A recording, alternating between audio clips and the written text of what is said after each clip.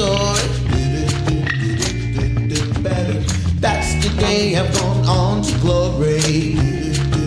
Lay out in the shade. That's all I wanna do.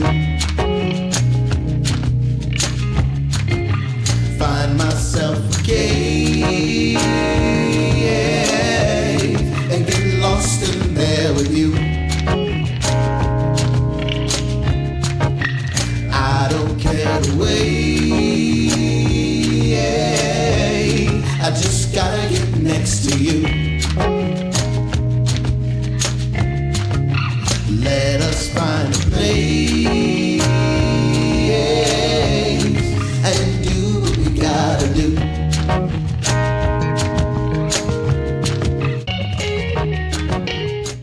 We are acting while black. I'm just acting, nigga. Yes, we are acting while black. Say, motherfucker, it's acting while black. Stay off the folks. You're acting while black. Per what? Audition? $22 a minute. If you want to put up your reel and all that. And No, thank you. wait, what more? I haven't put mine up in a minute, that's why. Yeah, man, dude. When you start, and then there's this whole. Whoa. Shit hit. I'm not feeling so official. My agent just emailed me. Give me a second. Oh, hun, take your time. Oh. Yes. Confirmed. You just booked the recurrent thing. You gotta be in Atlanta by tomorrow. Go ahead. Man, look, I wish. You already know the ups and downs of this situation. I got one with Glow tomorrow. Seen him this week? Ryan. I did last week. Is it for the thing with these two dudes? I think they have like a black Netflix thing. So they have like a black platform, and so they're looking for content, and that's what they're doing. Okay, So guys. it's pretty chill. Let's get some black people on our freaking screens. I know, right? I lost my thought. You asked me something. We said something. Oh, no, I was talking about those clips. Right. And it's a trippy thing of, okay, they want, so Actors Access, they want you to have your reel on there, right? And once again, they charge you $22 a minute. Then they got this whole other kick I've been talking with agents about they also want you to put these clips up, those type clips. And I'm like, dog, all these bitches $22 a minute, and every type that you are, it's like, and then if I update my reel, it's not like they're gonna let me put that bit up for free. How long? Okay, so my last reel was like 2 minutes 50 seconds, and in my mind, I'm like, yo, that's how long. I'm gonna bring it back. But then I don't know. Like I talked to somebody, they were like, no, like that's actually like a good amount of time. How long is your reel? I have 2 reels. Yeah, you have like theatrical, like comedic, and. Oh no! See, I haven't even seen. Then that's the other side of it. They want you to have a comedic reel and a dramatic reel. And I'm like, it's $22 a minute. Shoot, damn it! But yeah, man. No, I have a regular reel for like a minute and 30 seconds, since they always say that that's the standard time. So I have a version of like maybe it's a minute 45, but then I have what I call the extended reel, which is about 3 minutes, by where you are. So most times I send my extended reel out unless I'm specifically told like, no, we want the short one or something, because they have to say they aren't gonna watch the whole thing anyway. Exactly. But you might stumble across that one motherfucker that just think that you that interesting, and they might just. They want to watch 3 minutes of you. So I like to have them both on deck, and then I just flip a coin on which one I'm gonna send at any time. And then you have clips too. I haven't done that yet. That's my next situation. How are you? Welcome, L Dub. I don't think we've met. Hi, I'm Devyn. I'm a little ill, so I'm not trying to get no drink on. How are you doing? The A train is running in front of your house. You wrong. He's so wrong. Well, Jesus got to hop on that motherfucker. Huh? God damn it. So I know that play too. So we might as well just get into it, man. We was already talking about reels and things and such, but yeah, it's been a while, L Dub, man. I missed your face, man. I appreciate that. Awesome. That's so cute. That's so nice. Welcome to Acting While Black. Take 3. This that actor guy, Martin Batts Bradford. You can find me on that Facebook. You can find me on that IMDb at Martin Batts Bradford. On all your other social media platforms, it's Mr. Batts. Spell that Mr. out, you ain't gonna find me. And for AWB, man, I'm here with my partner. Yes, hello, folks. This is Lawrence J. Weber Jr., your BlackActorPedia. The BlackActorPedia. I did not give that my name to Because myself. he's the BlackActorPedia. He knows every black actor that you could think of. He just knows their names. Innocuous, famous, it don't matter. We talking theater, we talking film. This is the BlackActorPedia. That is his name. That's his title. You've been dubbed. From Anthony Anderson to Sashir Zameda, but that's either here nor there. See what I'm saying?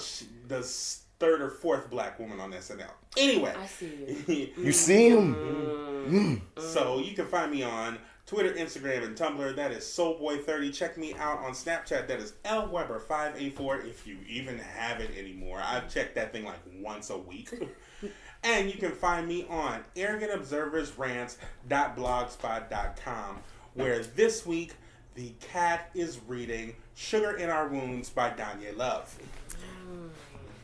I have to explain this. Every week, we have the cat is on my blog spot because I haven't written anything on it so long that the only person that inhabits it is a cat who's playing on his iPad. Yeah. So for this show, the cat is reading plays, and the cat's reading Sugar in Our Wounds by Danya Love. And I'm just hoping that at a point, like, I'm going to just go back and read these different plays that you keep on shouting out, because I think I knew one of them that you shouted out of these three, and the others who I didn't. I finally read Choir Boy by Terrell Oh my McCraney. God. And after the 5 minutes of crying, I found that it was a good play. Choir Boy by who? Terrell McCraney. Yes, Lord. Okay, so. Moonlight. He's actually supposed to be doing a production in Steppenwolf this coming season. Get it in. Get It's it going in. to be interesting because he's supposed to be playing this black drag queen. And if you've ever seen Terrell McCraney, brother is like 6'5". 6'5" drag queen, like. Well, he wrote a play called Wig Out before, if I'm not mistaken. Yeah, he did write a play called Wig Out. That's where Sterling K. Brown Yes, Lord. and Brian Tyree Henry ended up Yes, meeting. Lord. Oh my. So, Okay. got a group chat going yeah. on. I see.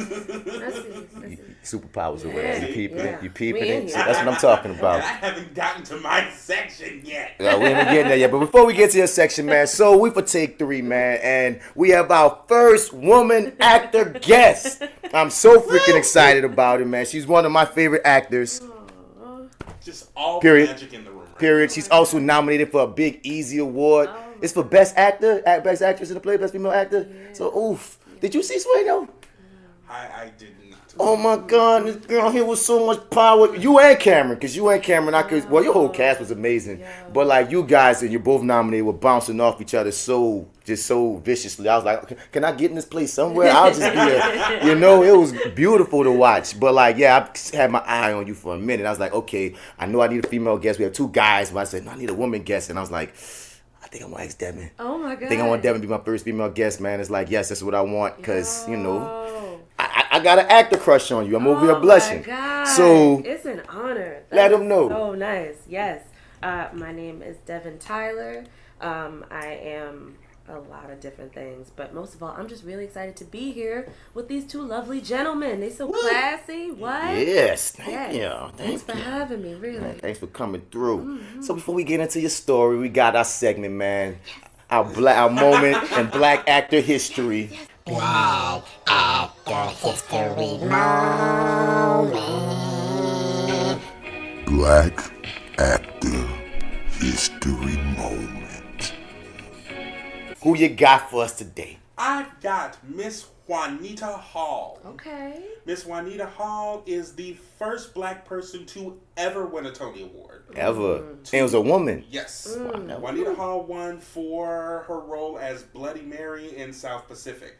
Now, you want to get if you want to get into the whole problematic aspect, she, of course, was a black woman playing somebody Polynesian. Then she went on to do Flower Drum Song, where she was a black woman playing a Chinese woman. So I take it she's a bit light-skinned. No. She's playing all these non-colored people or non-black people? She's Polynesian, so the brown worked, but The Asian part? saw the movie Flower Drum Song. They powdered her like a jelly donut.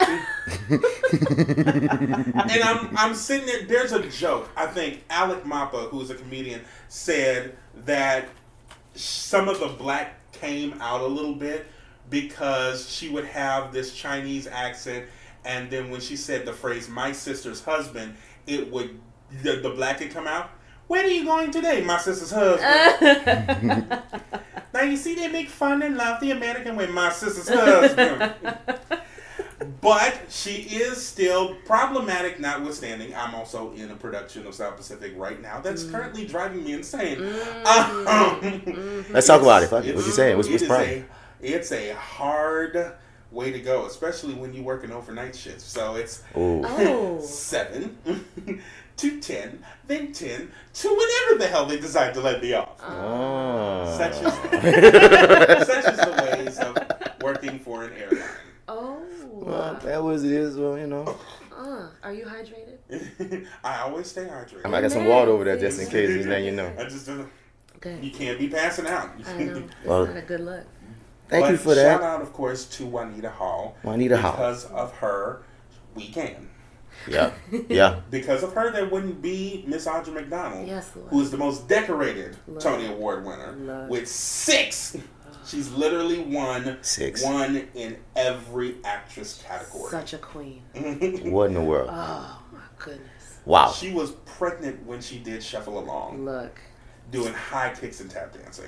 one of my favorite. Have you heard her sing "Stars in the Moon"? I have not. Oh my God.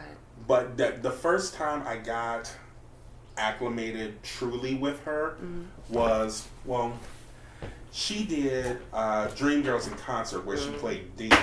And I'm like, she has the most beautiful voice I have ever seen I've ever heard in my life. But I was like, and you can hear her playing Dina trying so hard to hold back because she has like an insanely powerful voice. Yeah. But it's freaking Audra McDonald. Ruth in A Raisin in the Sun. Shouts out to A Raisin in the Sun. Hello. You hear me? I'm in that thing right now. Hello. I saw your seggy. The seggy was nice. It's The smooth. seggy. It was It's smooth. real smooth. You hear me? It is. I rock with that. It was Shouts out. effortless. Yeah. Yeah. I play Joseph Osterguy currently in A Raisin in the Sun at the Icy Powerhouse Theater. Have to watch. I gotta watch it. Are you having fun? I'm definitely having fun. Yeah. What? Because Miss Carol Sutton, man, oh my God. Shout out to Oh the queen. Oh my God, dog. I'd be watching it and I'd be my like, God. oh my God. Last year, Me and too. After the 5 minutes of crying. Yeah. Right. Yeah. That's such a theme. It's like there's a thing. I'm an emotional person. I think we all are. Yes. Yeah. Well, I had to work for that, and I'm going to come back to that conversation. But being in this play with Miss Carol Sutton is just amazing. It's like a masterclass watching her do what she do so effortlessly, which is a compliment I have for you. I like you so much because you make what you do look so effortless. Thank You feel me? And I dig that shit. So I'm in this play with her, with Christopher Robinson, with freaking Ebony. Ebony's been killing it, man. Oh my God, such a fireball of energy because she's a dancer first and she's been in musicals. But she took this Beneath the character and I just have so much fun just bouncing off of her, man. It's just, that's been just great. Constance, man, we getting it in right now. But it was, Miss Carol told Miss T and Tommy Myrick, oh my God, she's a revelation as a director. I've never been directed by her before. And she's be dropping gems, black ladies dropping gems on us. But Miss Carol told her to cast me in this because she was like, well, she was looking for the George and the Oscar guy. And Miss Carol was like, man, he just keeps getting cast in these thug roles. And I want to, I want people to see him on the flip. Now, coming from Dillon University, I played all kind of shit. But we already know we're going to get into this film game of they'll typecast, and you think, nigga, I was just on stage doing Macbeth! Right, Shakespeare. Nigga, I was Macbeth. My poster's still up there, you feel me? But they don't even know. Man, I tell you. I had long hair at that time, but yeah, dude, that was me. Hints. You dig? But they wouldn't know that because, they see you in these boxes. So I love Miss Carol for throwing me to Miss T to have some fun as not someone I keep doing these freaking auditions for film for, man. So yeah, Joseph Osterguy. Then I thought Joseph Osterguy was a square, man. No, he revolutionary out in this bitch. I like, oh shit, what am I talking about right now? Revolution? Oh, let's go, revolution. So yeah, come through, see my revolution, see Walter's whole, and our dude is playing Walter's never been in a play before. This is his first play, and Miss Hugh Hughes was one of Miss Tommy's students, and I can't lie, it was a rough beginning. Like, that is an intense role to throw on a rookie. And it only happened because our main Walter Lee dropped out. You feel me? He had to drop out because film conflict. Shouts out to the homie Johan Smiles, amazing actor. So Mike had to fill those shoes, but I kept on feeling like, man, that theater magic is real. And if you just put the work in, you're going to get to a point where it's like the character will take over. And I got to say, I'm proud of the dude because watching him go from, I'm still learning. And the thing is, it's not perfect, but for some reason when the lights hit, something else comes into the room and my dude handles his business. You'd be surprised at that magic. I was a part, well, I wasn't in it, but I did tech for it. Back when I was at Cal State, we did a production of Before It Hits Home. And the guy who was supposed to do the main character dropped out at the very last minute. And like I said, it's LA, so the same thing. But another one was like the sophomore acting concentration major, and he did the entire show book in hand, but was really good. I was like, but it's that magic. The show must go on. And my dude, like, you would not know that this was this man's first place. So that's why I got to tip my hat to him. Because for your first role to be Walter, man, you know? That's hardcore. So I can understand. But, yeah, shouts out to Miss Carol for that, definitely. And, but let's get into you now, Miss Devyn Tyler. Where you came from, man? Where's Let us know your journey, how this started, man. Did you show up? Well, yeah, right. Oh my God. What birthed the DT one? Okay, so full disclaimer, your girl is out here with some sort of allergies or something and a cough drop. Thug life. So we got the Neo Soul Devyn Tyler swag today. Look, I'm just trying to stay alive. So, I was born here. I was born in New Orleans, and my mom, her name is Devyn Tyler. She's an actress too. And amazing. She's amazing. I love you, Mom. Yes. Yes. She's pretty fantastic, and so she started out in theater here locally in the city when I was maybe 6 months old or something like that. So I kind of grew up around it. Forever. She was working back with Tommy Myrick back in the day, and I was the baby that was like crying in the wings when Mom was at rehearsal and stuff like that. Mom's first role in theater was Rose and Fences. That role. So she was out here, and so I grew up either in rehearsals with her, or I grew up, she had to go to set. We didn't have a lot of money, so I got to go to set and wait in Mom's trailer or something like that. So I was just always around it. But I wasn't forced into it. It wasn't like, oh, I'm an actress and so my child has to be an actress. It was like, she's around it. That's cool. If she's interested in it, okay. But no Gypsy Rose Lee. There you go. You know what I mean? I got to kind of like be free and like, live and stuff like that. So. I think that's the best way to be because this is not an easy journey. So I wouldn't try to make my kid do it because if you're not built for it or want it yourself or have your own passionate love, you will burn out. You can't do it for anybody else. You know what I'm saying? So I was really flexible and able to do that as a kid. I started doing commercials maybe when I was like 8, seriously, like locally and stuff like that. And I think I retired when I was about 9. I was like, you know what, Mom? Like, I'm done. This ain't my thing. I was like, and she was like, do you, girl? I was like, thank you. And then I went back to set with her a couple of years later and I saw the craft service table. And I said, Mama, it's like this on every set? She was like, yes, baby. I said, well, might have to throw my hat back in this ring because the snack section is on point. Yes, so indeed it is. I got back in the game, about age 11. So. See, craft services, your job is damn important, bro. You got actors coming back to the games. Look, brought me back. All parts matter. I really facts. So that's kind of where I started. I've never worked in New York or Los Angeles. My whole career has been based down here and a little bit in Atlanta. And so I'm real biased. I love the actors down here. I love the crews down here. And I love this city. And then I was gone for 10 years though. So where'd you go? I went to Houston for high school because Katrina hit my first week of high school. And then I went to college in Manhattan. And then I lived in Manhattan for like another 3 years after that. So in total I was gone for about 10 or 11. Right around the time when I would have been learning how to drive and right around the time when I would have been social, and you know, like you're 18 and all that kind of stuff, I was gone. So I just got back to the city about 3 years ago. In Manhattan, nothing. Did you ever peep out the theater scenes in New York? At least to even see anything, or I am a nerd. Welcome. Thank you. I feel very comforted. Thank you very much. And so when I was going off to college, my mom was like, you can study whatever you want. And I am a Francophile. And so when I was in New York, I wanted to be a professor.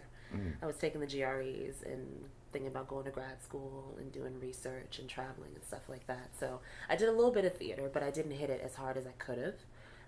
Because I had a whole other aspect of life that I wanted. But since we don't expire, you can have as many human experiences as you want. Right. You could still be a dope actor. Shout out to Francophiles. Bonjour, madame. Comment ça va? Bonjour, je t'aime bien et toi. That's the extent. She was like a fellow French speaker. We can do it. Look, call me, honey. We can go there, okay? It's bad. And I often says the beauty of our craft. It's always a role. Always. It don't matter how old you are, man. My friend, Mama Rhonda, Miss Rhonda Dents. I just saw her for the first time recently. She's lovely. Yes. Yeah. And she just started maybe 5-6 years ago. Yeah. She just decided that I want to pursue this. Yeah. She books, she gets it in, and she's another natural. Like you just be Yeah. chilling with Mama Rhonda, and she go there, and you be like, whoa, all right. You feel me? Like hell yeah, man. yeah. And she's not from New Orleans, but she got such a New Orleans lady vibe. She's so sweet. I thought she was, lived up the street or I think something. she's from like Detroit or something. Like somewhere that don't seem like Mama Rhonda is from. She's a queen though. But like you said, I love the actors around here in the city. So like what has it been like coming back after being gone for the decade? What was it like transitioning? I mean, it's hard because the city is not the city that I left. And so I had to come back and, try to be an adult in this city, because before I was a child. And then also there's a lot of like bike lanes now. And I don't know what that is. And like, I try to go back to like reminisce and like a building is gone or something. So I had to get used to that, which is a little depressing. And then on the other side though, since it was like kind of taken from me, it's like I get a second chance to be here now. And it's just my favorite place. Like, so I get to really love on it and like walk around saying, oh, I'm so glad I'm back. I'm so excited to be back home. New York is cold. And a lot of people. And a lot of people. And it sounds mean. It's a little mean. I ain't gonna lie to you. Like, it's not the nicest, whatever. But my undergrad experience was we walking fast. We talking fast. We all got somewhere to be. If we don't have somewhere to be, somebody behind us and in front of us has somewhere to be. So I got to walk fast so they don't trample me. Winter's going to hit. It's going to be at least 9 degrees. Winter's coming. Winter's literally coming for you. And what are you going to do about it? Like my immune system. Like it's just a whole... New York is such a specific... The joys of being on the escalator and standing to one side. Honey. If you are in both sides standing still, you will get cussed out. Look, it's just, and it, I don't know, there's a lot, and stress as an undergrad in college was sexy. So like everybody's walking around half empty coffee cups. Ooh, child, I slept 2 hours last night. Girl, I only got 1.5 hours. Ooh, really? We should have coffee soon. Totally. We never have coffee. Nobody has coffee. But it's just a very strange, tense situation. So whenever I would come back down south to visit my parents, my mom would say, don't come back mean. And I'd have to turn off all that. 'Cause you can't be walking around New Orleans walking fast and not looking people in their eyes. It's not... Strangers speak. Yeah. Mama speak. Unc speak. Tita speak. Paul Grant speak. Everybody speak. They sit out on their on the porch, sipping their beer and hey, baby. Say hello. You know what I'm saying? So, but it's nice to be back and like be able to have this energy now because I didn't have it for so long. So. But what about the transition back into the acting part of being here? Because you were gone, you came back. I don't know. So you weren't here for like those amazing years. Did you come? I came back in spurts, or like if I auditioned and I booked something, I came back for a minute and then I left. Coming back was like, okay, I'm no longer a kid. This is what I've done. Okay, here I am. And I hadn't worked professionally in theater when I was gone. So the first thing I did when I came back is I saw there were auditions for the Tulane Shakespeare Festival. And maybe like 2 months after I got back, I was like, I just want to go be around somebody who loves Shakespeare as much as I do. So I just went for fun. And so I ended up getting involved in the theater world down here for the first time, and like starting to learn about all of that, which I didn't know. So I started working with Tulane Shakes and then Cripple Creek, and just being able to kind of, I don't know, like learn what it's like to be a professional theater artist in the city. And then I always did theater, but I was in school. It's different when you're a kid and you do it in school. Yeah. You know what I mean? Like to actually do it on a professional level and balance it, it's just nuts. Which is another reason why when I came back, Mom was like, all right, they have a couple people that I've been seeing that are in your age range that you should just know about. And she told me about you.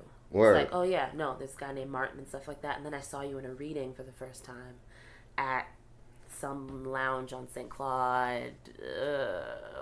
Always? Possibly. Whatever. That makes sense. I mean, And it's possible. And there was a read, I think it was for Carrie Cahill, and I saw you for the first time. Carrie and I was Cahill. like, boop. I love me some Carrie Cahill too. Look, I was like, there he is. I was like, okay, good. Afterwards, I was like, yo, he's really good. Mom's like, yeah, no, he's really good. And he works all the time. I was like, yes! So I've always like I'm like, oh, he's serious.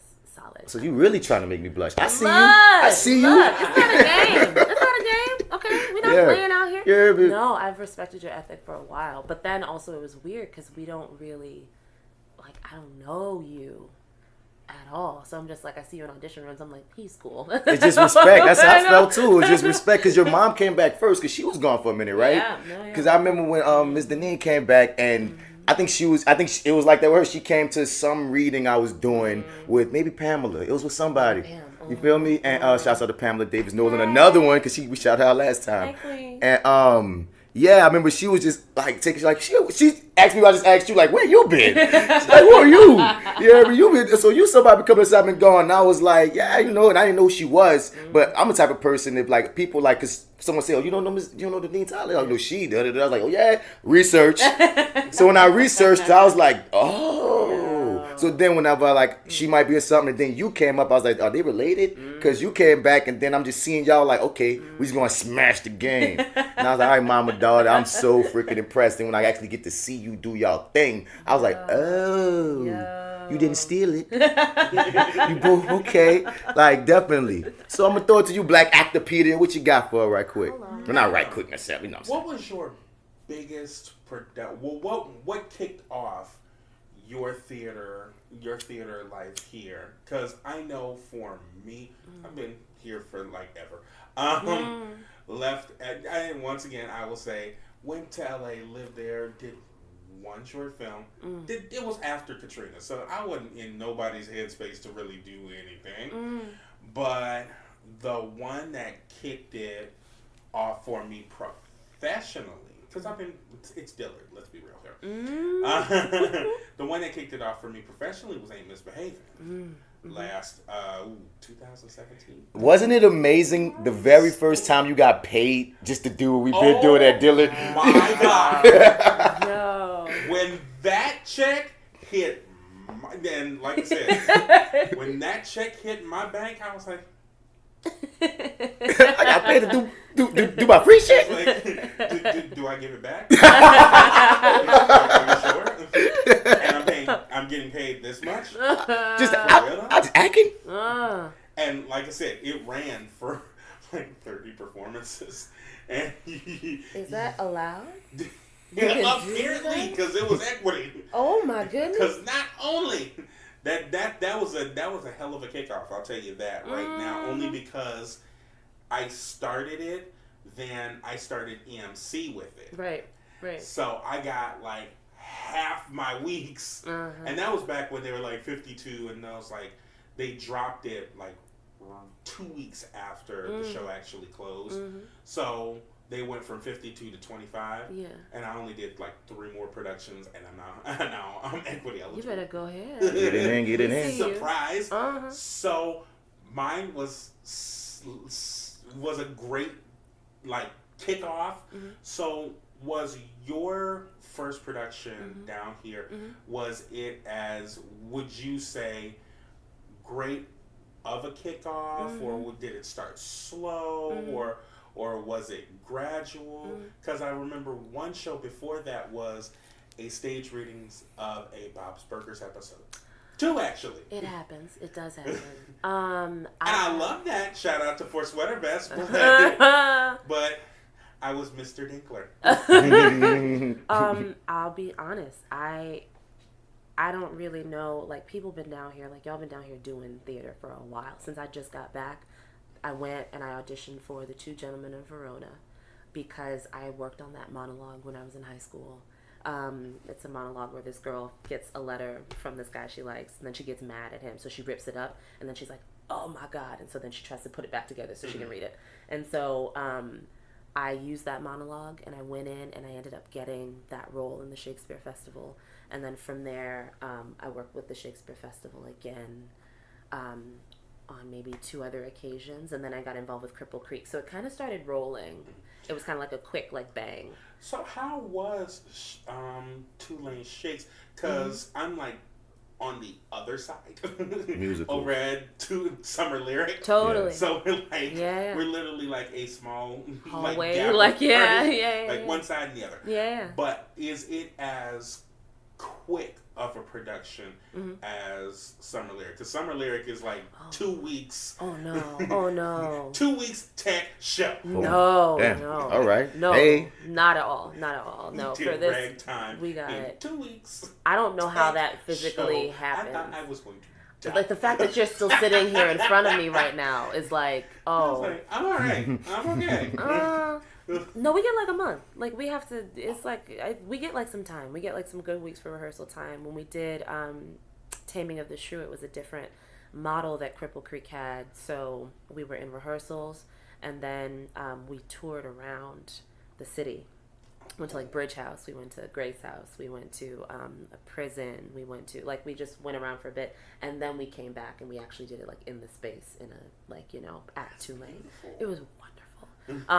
So, but we usually get more time, and it's not like that quick of a turnaround, which I'm glad, because I don't know if I could do what you do. I'm just being honest. Like, that sounds like a lot, you know? It's something you have to pick up really quick. Yeah. Like, we're going to learn the song. Right. We're going to stage the song. Right. We'll come back to it. Yeah.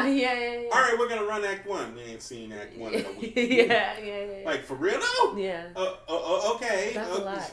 No, like, that's a lot. Right. Everything. One thing I often laugh about is how amazing the human brain is. Yeah. Like, how we memorize all these lines, how we keep it in our head, whether you got to do it fast or slow in a slow amount of time. Right. For whatever reason, once you get yourself in that go mode of, now I got to put this in my head, for whatever reason, and maybe it's part of the talent, it sticks. Because even if it's I'll just think about what you said about how you only had 2 weeks.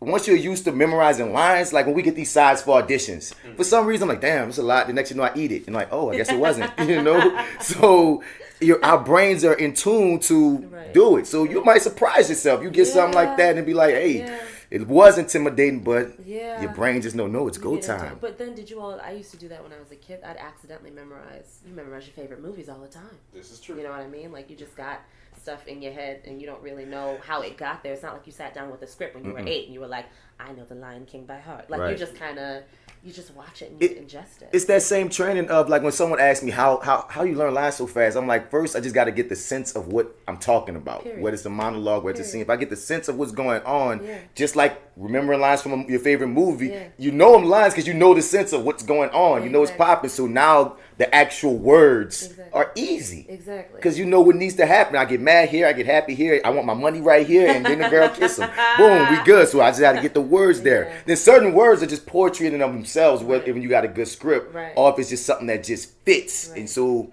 it's just, I think it's a beautiful thing. I think I think it's pretty fascinating when you sit back and look at the mechanics. Yeah, The but then mechanics. also, like, that, for some reason I've been thinking a lot about, I've never studied spectatorship and, like, other species to know if, like, dolphins watch other dolphins do dolphin things. But I think it's pretty fascinating that humans, like, we literally spend so much money to sit down to watch other humans do really human stuff. Now I need you to pause for 1 minute. Go for it. Shout out to Dolphin Things. She just said something I never even thought to think about. She said, look, I never studied spectatorship in animals. I never thought about spectatorship in animals. Whoa.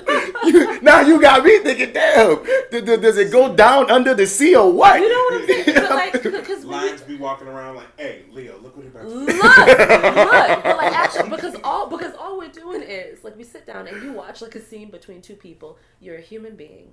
You can speak. You've had a conversation. You're watching two people have a conversation about something you've probably heard before, and you're like, that was amazing. I feel so inspired. And it's like, wait, like, why is it? And so I just think it's fascinating when you think about like what we actually do and how we're literally training to just do really honest things. And that goes back to the truth, because, you know, like I've been asked like, oh, how do you remember lines? And I'm like, you just got to know what you're saying, because you talk to people all the time. Yes. So you just have to talk to somebody. It's not, you know, it doesn't have to be. And you have to know why and what you want. You have to know why and what you want. You know what I mean? But it's like, I mean, we're doing that right now, so it doesn't have to be like a big thing. Sometimes, I don't know. I love the fact that the truth is at the center of everything.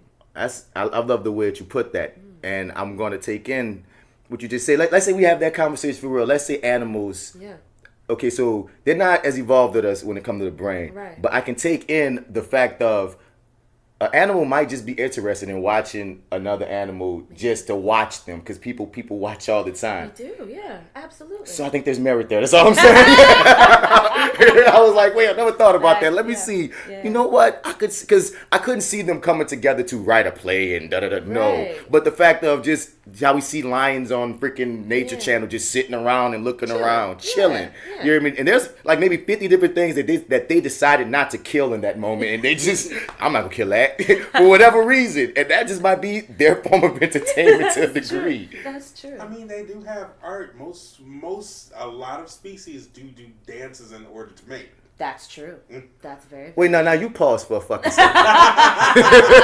Wait, they do art, nigga? What? They do. They do. Yo. If Yeah. you've ever seen us, there is a spider called the peacock spider, and if he's trying to be like, say sis, what's up? He's like, Yo, he'll facts. dance around, Yeah. and in order to impress her, Yeah. and upon figuring out, it's like, all right, I give you some. Yeah. That's And literally then how the she- conversation goes too. Yeah. All right, I give you some. Yeah. Now, granted, she eats him Afterwards. afterwards, but That's still. just that. Don't worry about it. It just happens like that. Sometimes you just got to keep it moving. You know Yeah, what I'm it's saying? it's a metaphor. Yeah. Even if it's a live, living, literal one, it's a metaphor. That's like giving some, like you giving a guy something and hitting him in the head with a brick afterwards. Look, At least don't you got worry about some. it. Don't ask me no questions. Is all I'm saying. Bright side, man. Maybe it was just that good. You took that brick to the head like, look, you can hit me with gotta 50 go. bricks, baby. You Gotta that go. great. Look, but even that with like the birds and like the feathers and like the colors, and some bird brings another female bird a rock or something. Like, you know, they do all that. I'm sorry. I'm totally maybe making that up. That might not be actually. Anyway, I don't know. There's just a level of. It happened in Disney, so it's real. Let's go. It's totally real. I think it's interesting that we are, you know, my high school theater teacher used to say, acting is a lie that tells the truth all the time. And I don't know. It's like, Dude, I love that. you're on stage in Raisin, and we all know who you really are. We all know it. We came here to see you. But for those minutes that you're doing this play, you're going to tell us that you're somebody else. And you're going to lie the whole time. And we're going to believe you. We're going to play along. And we all know that it's Martin, but not today. And we're going to watch you in this completely false scenario. Tell us some truth. They're just like in there together. You know what I mean? Yes, and I feel indeed. like that She level made of... my heart warm just now. That was so beautiful. Because it links to what I always say is, I think, one of, if not the best compliment for an actor to hear. I believed you. I believed you. And it's really easy. I feel like sometimes if you're teaching somebody, and all of a sudden, like, you know, they get on stage, they're with you having a conversation and they're listening. But when they get on stage, it's like they stop telling the truth and they start like performing something, and it's like, no. Connect with me. Like, look at me. Look at me. Look at me. Like, what are we actually talking about? And I feel like just that level of simplicity helps a lot of different performances. I think we get hooked on things because people are really truthful, even though they're flat out lying. We're always lying. Those are not my clothes. I don't walk around in a corset. I don't fight with sticks in the street. But for that moment, like, yeah, I'm gonna pull out these sticks. You're gonna be like, wow. And I think people love it, like what you said so much, is because we live in a lot of lies. We have a representative representing ourselves to other people. Most people think they know you, but they really don't. So when you get to just sit back and not have to expose yourself, but you get to watch someone else have to expose themselves on that stage or in that film, that's when you as the actor have the duty to take them on this journey, because they came because they need it. And some actors don't even realize that concept of, no matter what the hell you do out there, Yeah. when we're in here, Yeah. I need you to be absolutely vulnerable. I need you to be open. Yeah. If we don't connect, our job is not done, and it's an ensemble situation. No matter if I'm freaking Walter Lee or I'm freaking Travis or the little kid, you dig? Yeah. If we're not all keeping above this rhythm, keeping this dance going, Yeah. we failed. Absolutely. Shout out to Andrea Fry, who once said, if you plan on being an actor, plan on being naked on stage. I've been naked so many times. I know what you said. May not be physically, but you definitely gonna be naked on stage by the time I'm done with you. Facts. If you're worth your salt, you should always be naked. You should. You should. But then it's scary though when you think about like how art is everywhere. People go see movies all the time, like regardless of if they're trained or not. Like, Right. They just like movies. It's all good. But actors are the people that you think you know the most about because they're out there all the time. But like when you empathize with what an actor has to do, a lot of actors, they're sick or, you know, they struggle like emotionally or, you know, it's hard to take care of yourself, which is one of the reasons I always ask artists if they're hydrated. Because sometimes we out here not taking care of ourselves, but giving the most of ourselves. Right. And that puts you in a really weird spot. You got to be able to like balance and like to tell the truth for like a long period of time in a career is like, you really have to be like on your game. To tell someone else's truth for a long period of time in your career. And then Because you that's have a whole other anxiety. And And you also have to layer. know yours in order to do theirs justice. Justice, you know What I right. mean? Like there's just all these levels of, it's like a kind of spiritual thing and like a really, and another thing in high school. My high school was dope, sorry. What high school you went to? I went to HSPVA in Houston. Okay, which shout is- about. What's up, Hugh? It's the High School for the Performing and Visual Arts. And they, I don't know, the training was just fantastic. And so we used to talk about things in terms of pies. And pies means physically, intellectually, emotionally, and spiritually. So you were always trying to like make sure that all of that stuff was in sync. And when that does happen, then your performance is, you know, it's solid because all your bases are covered. You know what I mean? But sometimes you got to like be aware of all of those things to really like click on stage. And you can kind of tell. Because, you know, actors be out here, but you can tell when somebody's not telling the truth. Yeah. You know? And that's the journey of it from when you first start into, you know, whatever stage you get to, because, you know, it's not over until you're dead anyway. Facts. You know what I mean? You I think that's part, Ray, I think, told us that, I think I remember hearing this from Ray Rizal from Dylan of, the moment you've made it, it's over. You know what I mean? It's a no matter how old you get, it's a constant journey of peeling those layers, finding those truths. And, you know, that's the challenge of it, because what actor you know felt like they've had their best performance? Oh, my goodness. I None. hope nobody. I would hope not. None. I hope not. And that's why we need you to keep pushing, you know. Right. So what was that transition, or was it a transition for film and theater? Because that's often a question, often a conversation Yeah. of that theater and film Yeah. discipline differences or what have you. Some Yeah. people feel like it's not much. Some people feel like it's whole these completely different art forms almost. Yeah. Where you sit at? I think they are both necessary muscles in your body. I think that the privilege of being able to do both is fantastic. Shout out to the people who are able to do both well. Mm-hmm. I'm looking at you. Okay. The fact that you can like... Not as much as him, but definitely. But look, but you out here, you know what I'm saying? I think that theater works your entire body. Like when you do Shakespeare, you can't lie. You got to even breathe right.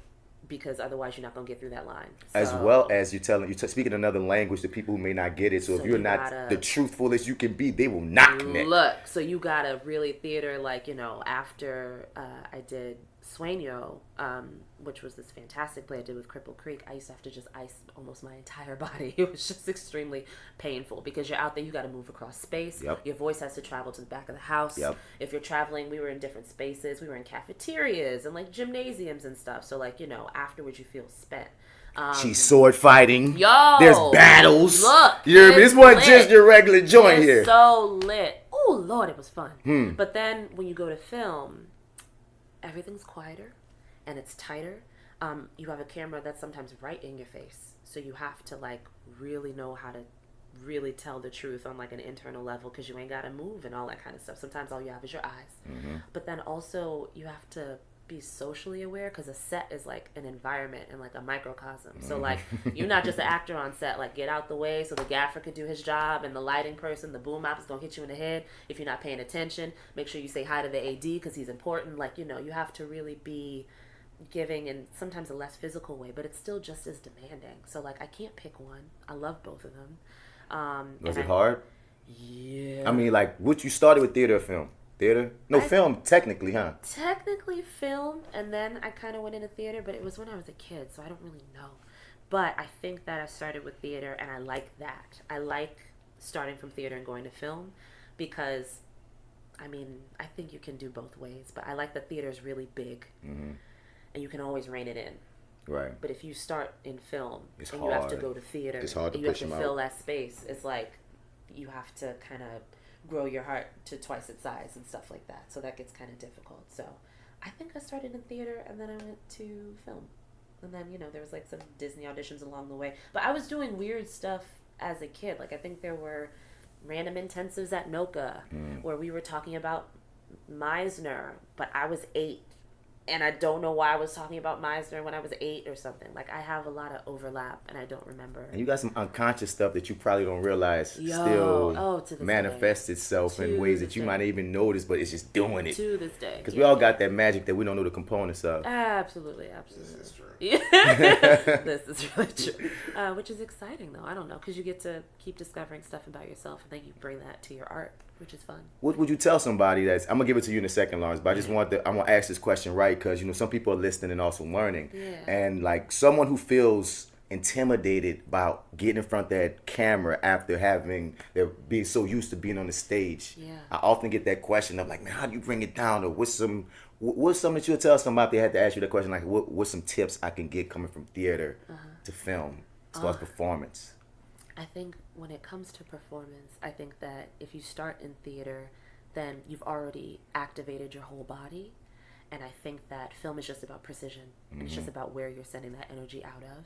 So I think there's nothing to be afraid of. I think that you're actually in really, really good hands. And I think that it's important to know that as an artist, you can manifest your artistic energy in whichever way you want to manifest it. So, like, I don't want people who do theater to feel like they can't do film and vice versa. Right. Because I think you have to have faith in yourself and know that you can stretch. A lot of it's about technique. You can learn that. And I think that if you have the discipline to learn theater, if you can embrace theater for what it is, you can definitely embrace film. Definitely, I can see that, because there's two concepts that I sit with. One was, I often say, I said this on Ryan Glorioso podcast. Shouts out to them on Talking Like Normal People. Yes, love you. Yes.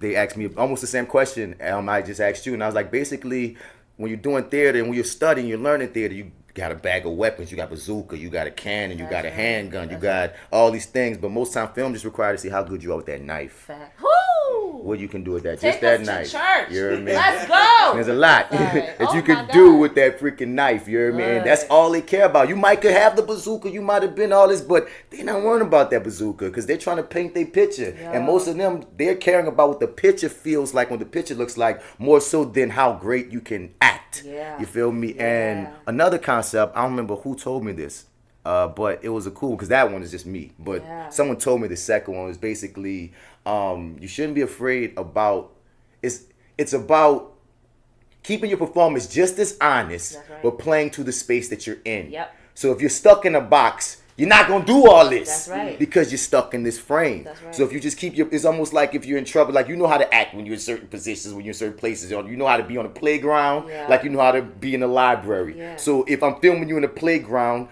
you know you can be wild and big. It's like a wide shot in film or Yeah. whatnot. Yeah. And that's what the theater always is, a wide shot in film. Yes. But you got to know when that camera get closer, now you're in the library. That's right. Now you got to make it a little smaller. Now you got to make it a little more quieter. That's right. And it's still honest though, still as intense, That's right. which is why your best theater actor, I feel like we understand the levels and the layers of Right. not everything you saying on stage is going to be yelling. That's right. You know, it's going to be levels and layers even in your theater performance. So don't forget, you just doing the same thing in film, just playing to the space that you're in. That's You're right. going to play to a different space. Even in theater, you're going to play to a different space with 14 people Yeah. as opposed to 1,000. Yeah. Like I said, we both grew up in Dillard Theater, where it's 250 seat theater. Yeah. And I've said on this podcast before, I freaked out when I ended up in a 1,000 seat theater because What show was it? Can I ask? Hunchback. Oh, see, okay. Connections are made. Okay. I'm sorry. I'm going to just say right now, for the record, that there are a lot of Disney movies I hadn't seen as a kid. And so I definitely went and saw and was emotionally decimated by Hunchback. Was it last year? Yes. Yeah. I was the king. Yeah, you were. You were a part of this production that I almost needed therapy from. I was not ready. Job done. I was not physically, emotionally, intellectually, spiritually ready for everything that y'all had to offer. So after this, I have a bone to pick with you, sir. All right, carry on. About the yes. Go on. And was that nominated for Big Easy last year? Oh my Lord. Well, no, not last year. It's nominated This year. Oh, along congrats. with Ragtime. Congrats, So man. I have to find. Ooh, that was I've rough. already called somebody. I'm wearing some sort of sequins. I don't know how or what. I'm gonna figure it out. Word. 5 ticks below Billy Porter. Yeah. And that I'm theater trying was to do- huge. That theater was ginormous. Yeah. It was scary the first time. Yeah. I was like, and the first time we had a full house, I was like, See, look. because the first scene, there's a sheer curtain like in front, and we can see everything going out, but y'all can't see us doing weird I stuff couldn't in the back see and a whatnot. damn thing. They're like, it's a full house tonight. Oh, sweet Jesus. Wow. And we see people up in the rafters like, I gotta play to everyone.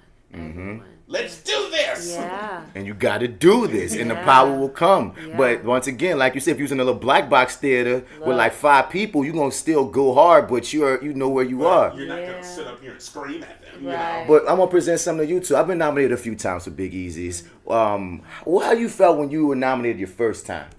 Or was this your first time? Yeah. This your first one, so this is fresh. Yeah. And I think yours was last year, right? Uh-huh. So how'd you feel? I put that, I went to Al's Formal Wear, and I found out when I got there, it's like, you need to be more creative with this.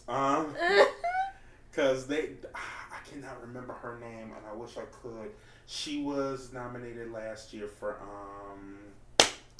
I follow her on Instagram too. She was nominated last year for Once on This Island. And she wore this like purple dress that was like made completely out of plastic. Damn. And I was like, I gotta step my game up. Oh my this year.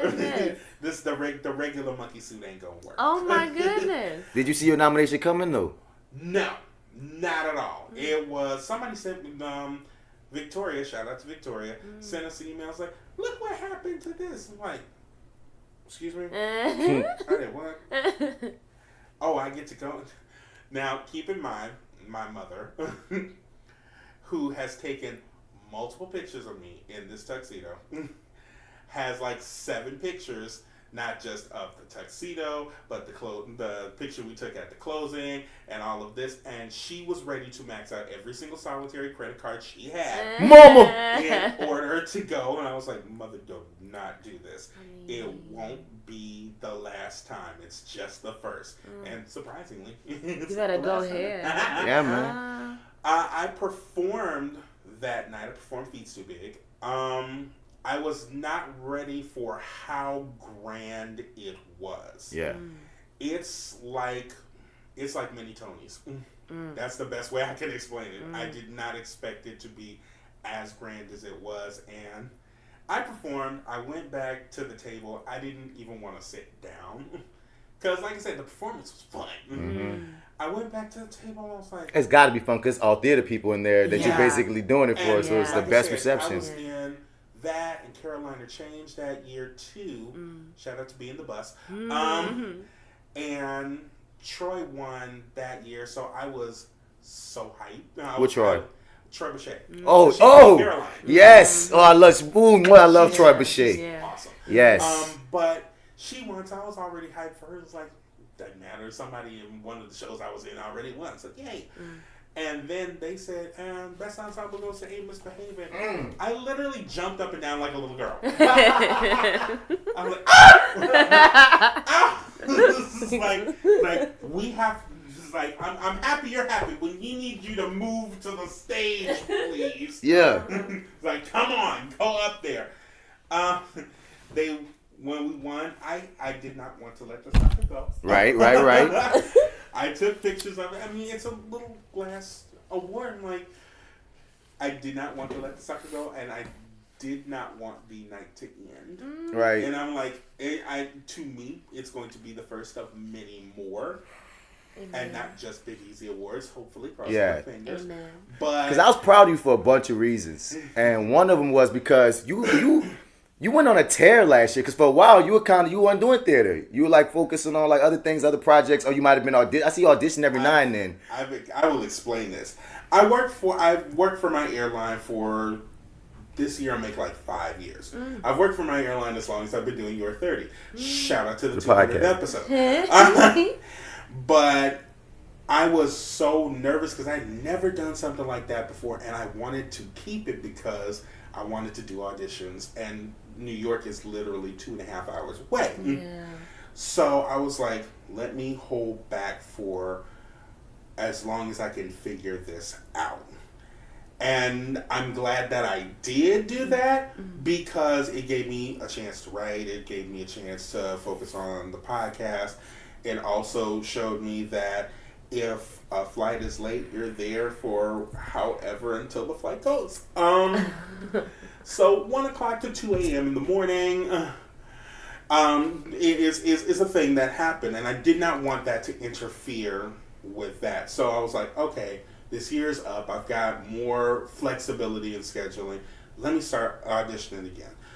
So I did Hands Up. Oh, we did Hands Up. We both in that. That was cool. Ooh, okay, that was just like all on me, and it freaked me out. Then I'm good.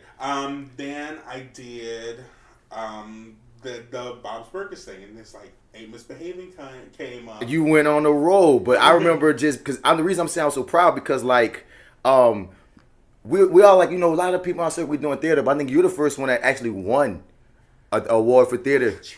I've been nominated like a million times. I'm not one. Only one I won was it was not me for Dillon University. We did 2 trains running, but technically I was out of I did that my first year out of college. Ray brought me back and I helped them win best, you know, college play. But as far as when I've been nominated on my own for things, I don't ever win them. But when I saw you win, I was like, my dog won. Because sometimes with certain of those type of like award shows things, you wonder, okay, what's the politics of it? Like, you know what I mean? I often think about the politics of things. Yeah. So like when I saw you win yours, I was like, okay, it's possible. You know what I mean? And I think did you win the same year that my dude Rob won? Because did Robert Doki win the year before you, or was it the same year? No, because nobody black had won for the longest. Moses won because that was the same year they did Jelly's Last Jam. Okay, yeah. And they showered so much praise over Jelly's Last Jam. Okay. I think they won Best Musical that year. So Moses won that year. But it was some support, and he didn't win Best Actor. Yeah. Like, Rob was the first person to win Best Actor since Harold Evans, like, years previous. Yeah, man.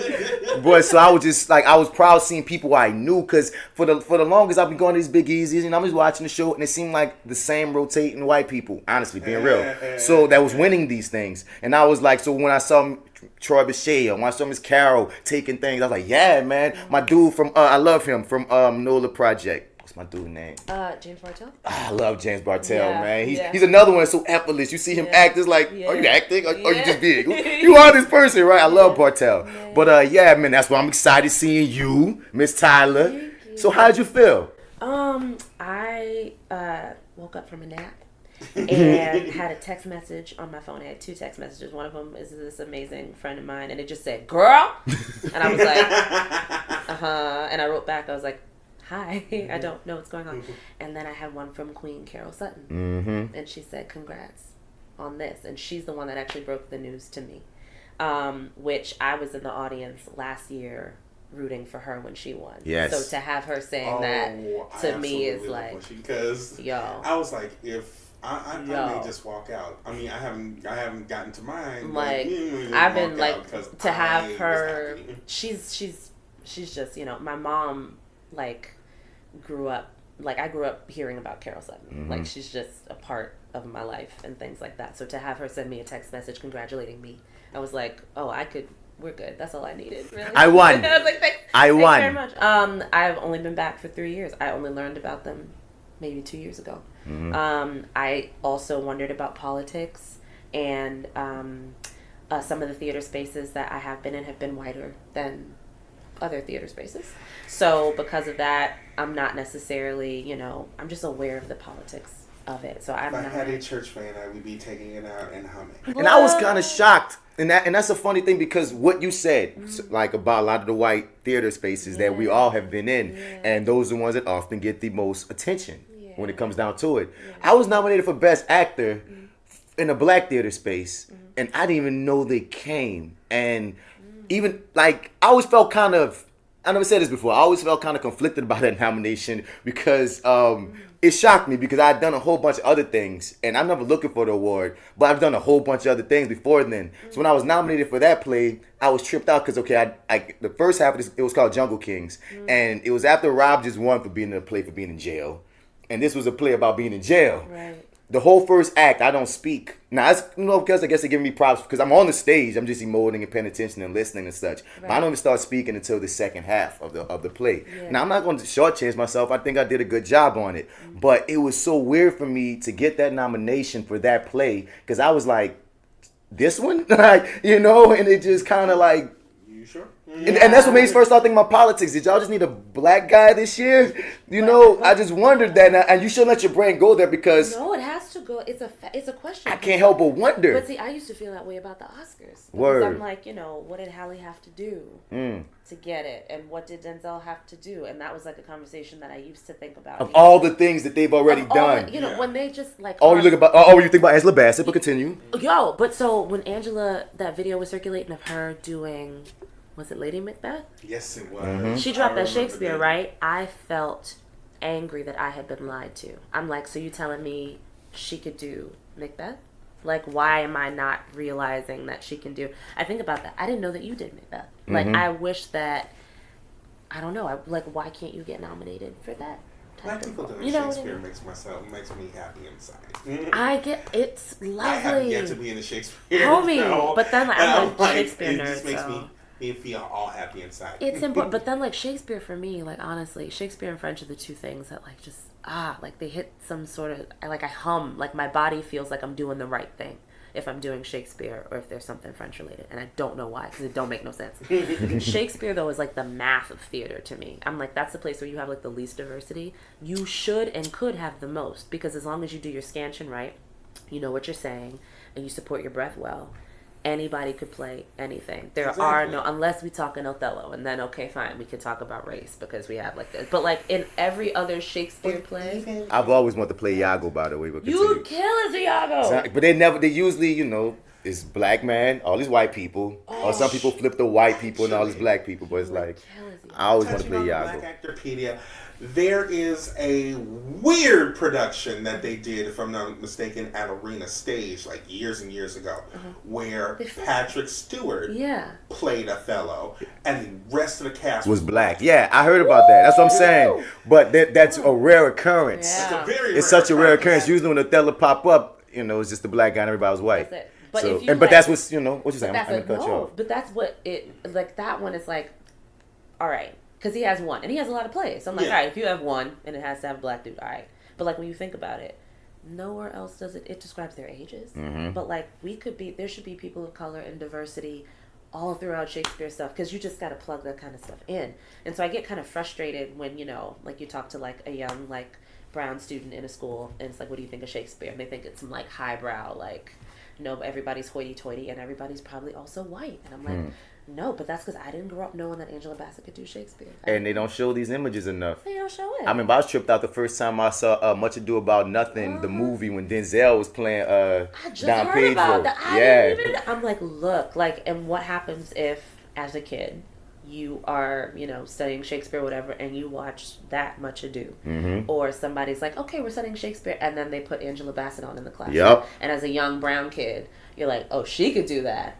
Oh, I can definitely do it. Harold Perrineau will forever be my Mercutio. Say again. Harold Perrineau. From the Leo one? Yep. Yeah. All day, every day. Yeah. In my mind, I'm like, is that his name? I was really having like an internal conversation about what his name was. Yeah, that's my favorite. He was the standout, honestly. Also, like that Romeo and Juliet for some reason is my bucket list. Like it's my favorite, and it's the cheesiest, most ridiculous, like the silly. But like in high school, like I don't know, we were like it taught a generation Romeo and Juliet though. Bro! Like for real, it taught a generation. I loved it, but then I used to think it was like, oh, it's so dramatic and stuff. And my teacher was like, it's about two horny teenagers. Yeah. And I was like, okay. And I think putting Leo face in that, I think really made it like, oh, it's just me. It's just chilling. Like I love, I don't know, Shakespeare is something I wish more people had like access to because I think it's pretty fantastic. I remember we pissed some white people off last year though. Because when we have this discussion, like the whole deal of, I have this discussion often when I'm talking about comic books, but when you make characters that are traditionally seen as white into black ones, I was in Sweet Bird of Youth, and they went crazy, and I didn't even through Southern Rep didn't even expect some of their patrons to react how they did, seeing me play that role. Paul Newman played him in the movie, and it's like notoriously a white guy, and I had never experienced racism directly in a theater space, and I had the naivete to believe that, well, in theater, these theater-loving white people gonna be different, you know what I mean? But it was a problem. Really? You dig? And the people that came through the level performance or whatnot, but some people, they just couldn't get past that black guys being this, and it was one of those things that I a slight little, because you come to the art is where we release. It's our safe space many times. Yeah. So I felt like nigga pissed in my safe space when they made it a thing like that. And I'm never gonna forget it when you just were speaking about the flips and all that. I just kept on thinking, man, when I played a Black Chance Wayne, there was a problem even among artists. Wow. Which is wild because when I saw it, I was like, okay. Because, like I said, if I'm not mistaken, shout out to Leslie because she was our mother. Castay, yeah. Oh, she's beautiful. so sweet. Yeah, she's so cool. Such a nice lady. Lovely. But when I saw it, it was you, but it was also Troy, and it was also Joseph, who is clear and can actually be anybody. Shouts out my dude Joseph Pines. He always fucking with this man. He mixed. He's like so light skinned. My dog mixed. Leave my dog alone, man. They always call this man Clear. But like I said, the plus in all of that is that he can play very ambiguous, though he will let you know off the top that he's black. He ain't playing that shit. It's always the light-skinned black people in history that be the most militant, though. You heard me? Don't fuck with them. Think about the militant ones, dog. It's always some light-skinned motherfucking dog. We going Angela Davis. We going fucking, what's about to Huey Newton. We going, nigga. But you see it today, though, with Yara Shahidi and like, bruh, like they're not playing. It's still. What with Jesse? Like all these people. Come on, these NFL. We have Colin Kaepernick. You know what I'm saying? I think, but I don't know. Ooh, that's a whole different conversation. I always wonder about that because I'm like, could somebody be browner and say some of the things? Yeah. Oh, you're going. Oh, light skin privilege time. I hear you. You know, I think about it. This show is called Acting While Black, so all black conversations are acceptable because they're coming from actors. So hey, I think about it. I don't know because sometimes you don't see that. So that's it. But then what were you saying? Because I think I saw what you were saying too. You were talking about something totally different. You took me left, but I was just saying. I think I was just talking about just the differences about how like I was just saying our safe spaces aren't so safe, and that's why I so adore when we tell our stories. I'm not shitting on nobody, but like I just saw a show recently that I had previously seen directed by a black guy, and seen it directed by a white guy.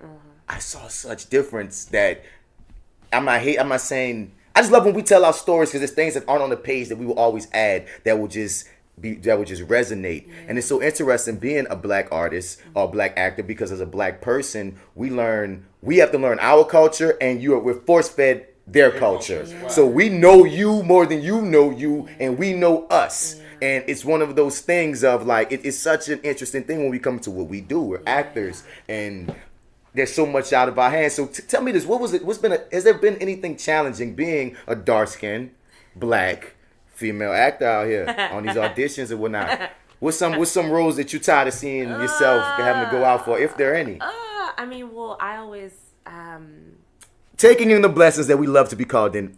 Period. Absolutely. This is very absolutely. To be honest with you, that's a whole other thing. Like when it comes to like blackness and how my blackness is, it's not necessarily the blackness that's in the media all the time. So a lot of times if I am going out for like, if I'm not going to get certain roles just because of the way I talk. Like, I don't even really have a New Orleans accent. My mom's from Boston. Like, there's a lot of different like stuff that goes into all of that.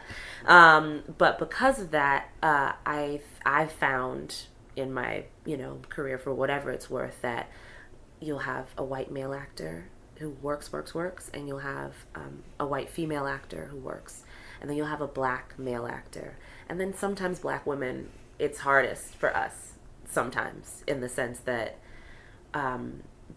the roles are kind of limited unless you have a casting director who trusts you and like pushes you into something that is a little bit different. I think now, of course, you have more diversity in writing rooms, and so now it's getting better. But like growing up, we had, I think, was it Jaron referred to the slave era? We did that. There was a lot of slave things. Or, it's going to be like the troubled kid in school, or somebody who's in foster care, or it's going to be, something that's sweet and sassy. You're going to get a lot of that all the time. But I think it's different now that I'm older. It's different now that I've been doing it for a while. And it's different now that you do have more brown people who are telling brown stories. Oh, my God. It's like ever since Oscars got attacked that year, Yeah.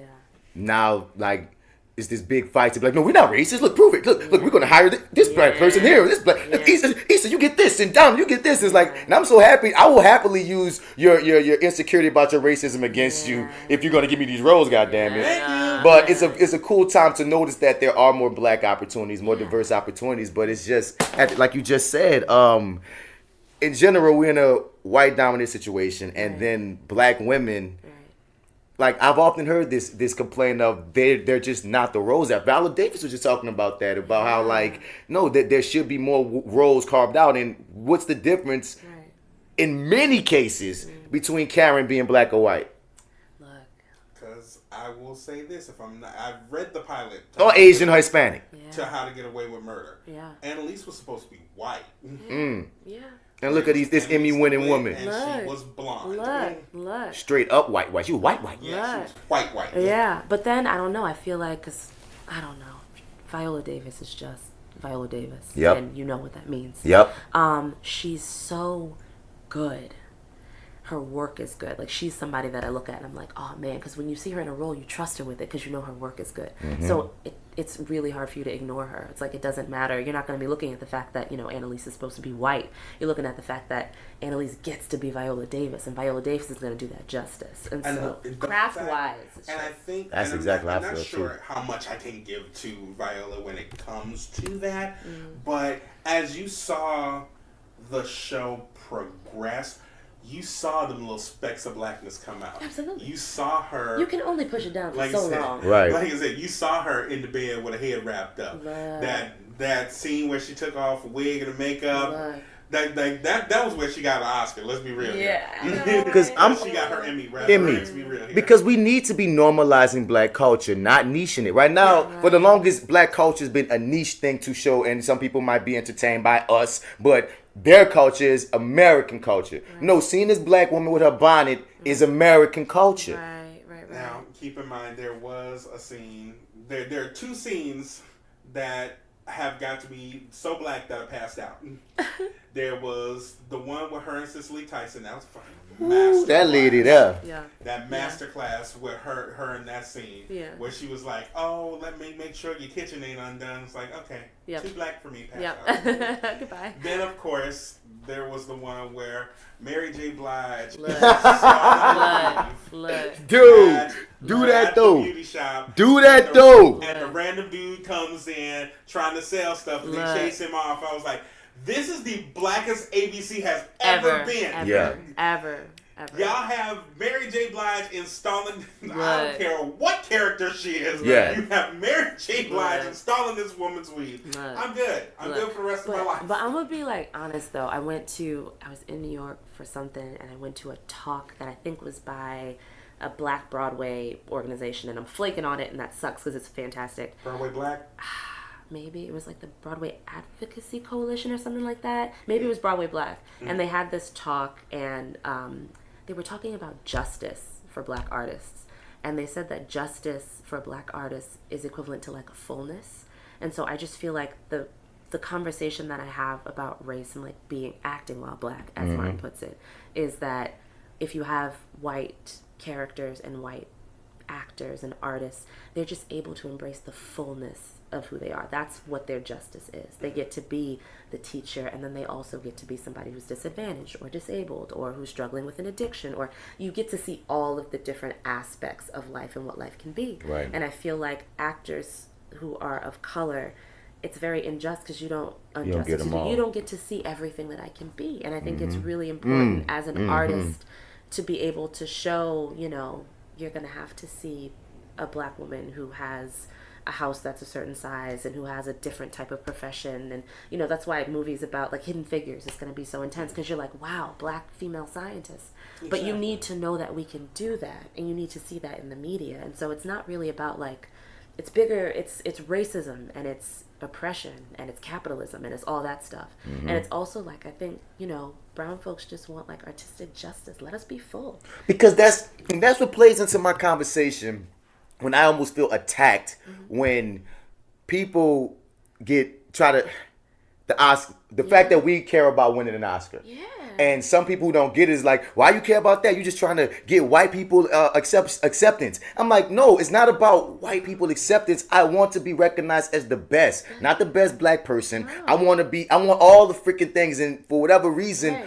the Oscars is what is the one that changed that. Nigga, your pay scale go up. It's the Super Bowl ring. Yeah. And when Grammys pop up, y'all don't talk about that shit. Yeah. Y'all just let these people go for Grammys because music is inherently so black. You dig? But because again, Hollywood's prestige is like you link whiteness with Hollywood because I want the top freaking thing there. Right. All of a sudden, I'm chasing that. And white people is the last of my thoughts when I'm thinking about winning a freaking award or even being nominated or being considered. And when you just touched on that on a level of white people in all this shit, like the wholeness. Yeah. The fact of we're trying to win awards without even being able to show our fullness. Yeah. You know how Yeah. incredible and fucked up that is at the It's same horrible. time. It is. No, it's like you want to be known for this great thing, but also sometimes you just have to be thankful that you're in the room because there aren't a lot of you in the room. Like it's like a really sick double standard, and it's hard. But you know, as a black actor, you're gonna think about it. You can't help it. No, and it's important to talk about it too. You know, otherwise you get mad. I love the fact that Moonlight won because it wasn't a slave narrative. No. It wasn't That's us right. being oppressed. No. It wasn't us having to deal with the criminal justice system. Right. It was this one little dude Yeah. who was confused about himself Yeah. in 3 different stages of his life. Right. Genius things come set up too. And like I said, reading it, Yeah. once again, going back to my catchphrase, After after the 5 5, minutes of yeah, crying, yeah. it's written beautifully. Yeah. But just to see, and I think people weren't ready for that. They weren't ready for this one, because that one little kid trying to figure out himself could be a black kid, could be a white kid, could be an Asian kid. Because there are little kids out there trying to figure out themselves, who they are, what their sexuality is, and everything in between. It resonates with so many people. Right. It just doesn't resonate with black people. It just doesn't make white people feel better that this is not how we used to be. Right. There's no cars involved. Yeah. Viggo Yeah. Mortensen is not driving anything. Yeah. I'll Yeah. leave it alone. I see you. I see you. I get it. But like I said, it was so. And I think what the issue is they feel like we're not relatable just being ourselves, and we so are. But But- then No, Wait, what is also it? you have like this moment of like, because arguably, I know we're tired of slave stuff. When those auditions were coming through in like 2011 and 12, I was like, oh, this can't be happening. I was like, I'm gonna get stuck here forever, and I'm never gonna get out. But it's like also, we've had a lot of narratives about oppression, but even those sometimes can be quite flat. Like I feel like even like we get excited because the black experience is being told. You're gonna want a movie that Detroit. Ooh, my goodness. the sneeze. Bless you. the You're sinuses, gonna man. you're gonna see these movies, right? But at the same time, do you have nuance? It's not nuanced enough to have like, you know, a movie about slavery. Is the person who's playing, is the role of the slave and how you know the enslaved person, is that character round? You know what I mean? Like, because you need to have levels of nuance at every single aspect. That's what saved 12 Years a Slave for me, because I almost refused to see that movie for a while. Because I was just on the kick of, like we were talking about, there are so many stories that you can tell with black people, sci-fi, superhero, fantasy. We can be with dragons and shit. You hear me? So I'm like, dude, but you keep going back to this same we were oppressed. It's like you love telling the we were oppressed narrative, dude. And like, I understand that we need to get these people's stories told, because I don't want them to have died for nothing. But at the same time, I just was not trying to see that at that time. But then I finally watched it. It was a beautiful movie. It was. Northrop was goddamn a well-rounded character. He was, dude, you know? Shouts out Ojafor. Yo, you hear me? It counts. Like, because then, I don't know, you can get mad at how many movies are about slavery and oppression. But then also when you see one that is... He was just a whole man. Yeah, he was that went through a screwed up situation. You know what I mean? Like the way it was, I don't know. I thought like it really like did like justice to that. And so I feel like a lot of times you're gonna have the slave or the black woman or something like that. And it's like the problem is that flat stereotype is the problem. You're gonna cast somebody in that role, and you're not going to think about how deep that role goes. You're not going to give it enough empathy, you know what I mean, to like activate it. So a lot of the roles out there that are about like, you know, hard things would be less hard if they were activated and speaking to like a more full like aspect of humanity. That is something I learned when I did Ragtime, because when I did Ragtime, if you've seen the musical, the parts are so split up, and there's a reason behind. You have the Harlem, the black folks over here, and you have the people in New Rochelle over here, and you have the immigrants over here, and their stories very rarely intertwine, because like I said, in the early 1900s, they very rarely intertwine, period. Exactly. But the one thing, shout out to Michael McKelvey, the one thing that he did was, Michael McKelvey is, if you know Michael, you know, big goofy white guy, big goofy Irish white guy. He was the first one to say, I can't speak this story, I cannot tell this story without your input, because I'm not black. I have descendants of immigrants, but I'm American. If I walk out there and go, I'm just a regular white guy. Come on, intellectual honesty. So you have to tell me. And Karis, who plays Sarah, she was like, this story is, for the most part, kind of a base, because, like I said, what's his name? Dr. O, who wrote the novel, is not going to know. We have to give them that color. We have to give them that depth, because we're just, for the most part, random people dancing around in Harlem. And that's more, and they're much, much, much more than that. Yes. So it's interesting that we got to play these different levels. Shout out to Brandon, who is off doing Cats somewhere. He did, he's a New York actor, so he did Coal House and then got into the national tour of Cats. Hello. So go ahead. If you're hearing this, Brandon, feel free. If you do win, which you probably will, because every night in that show I cried.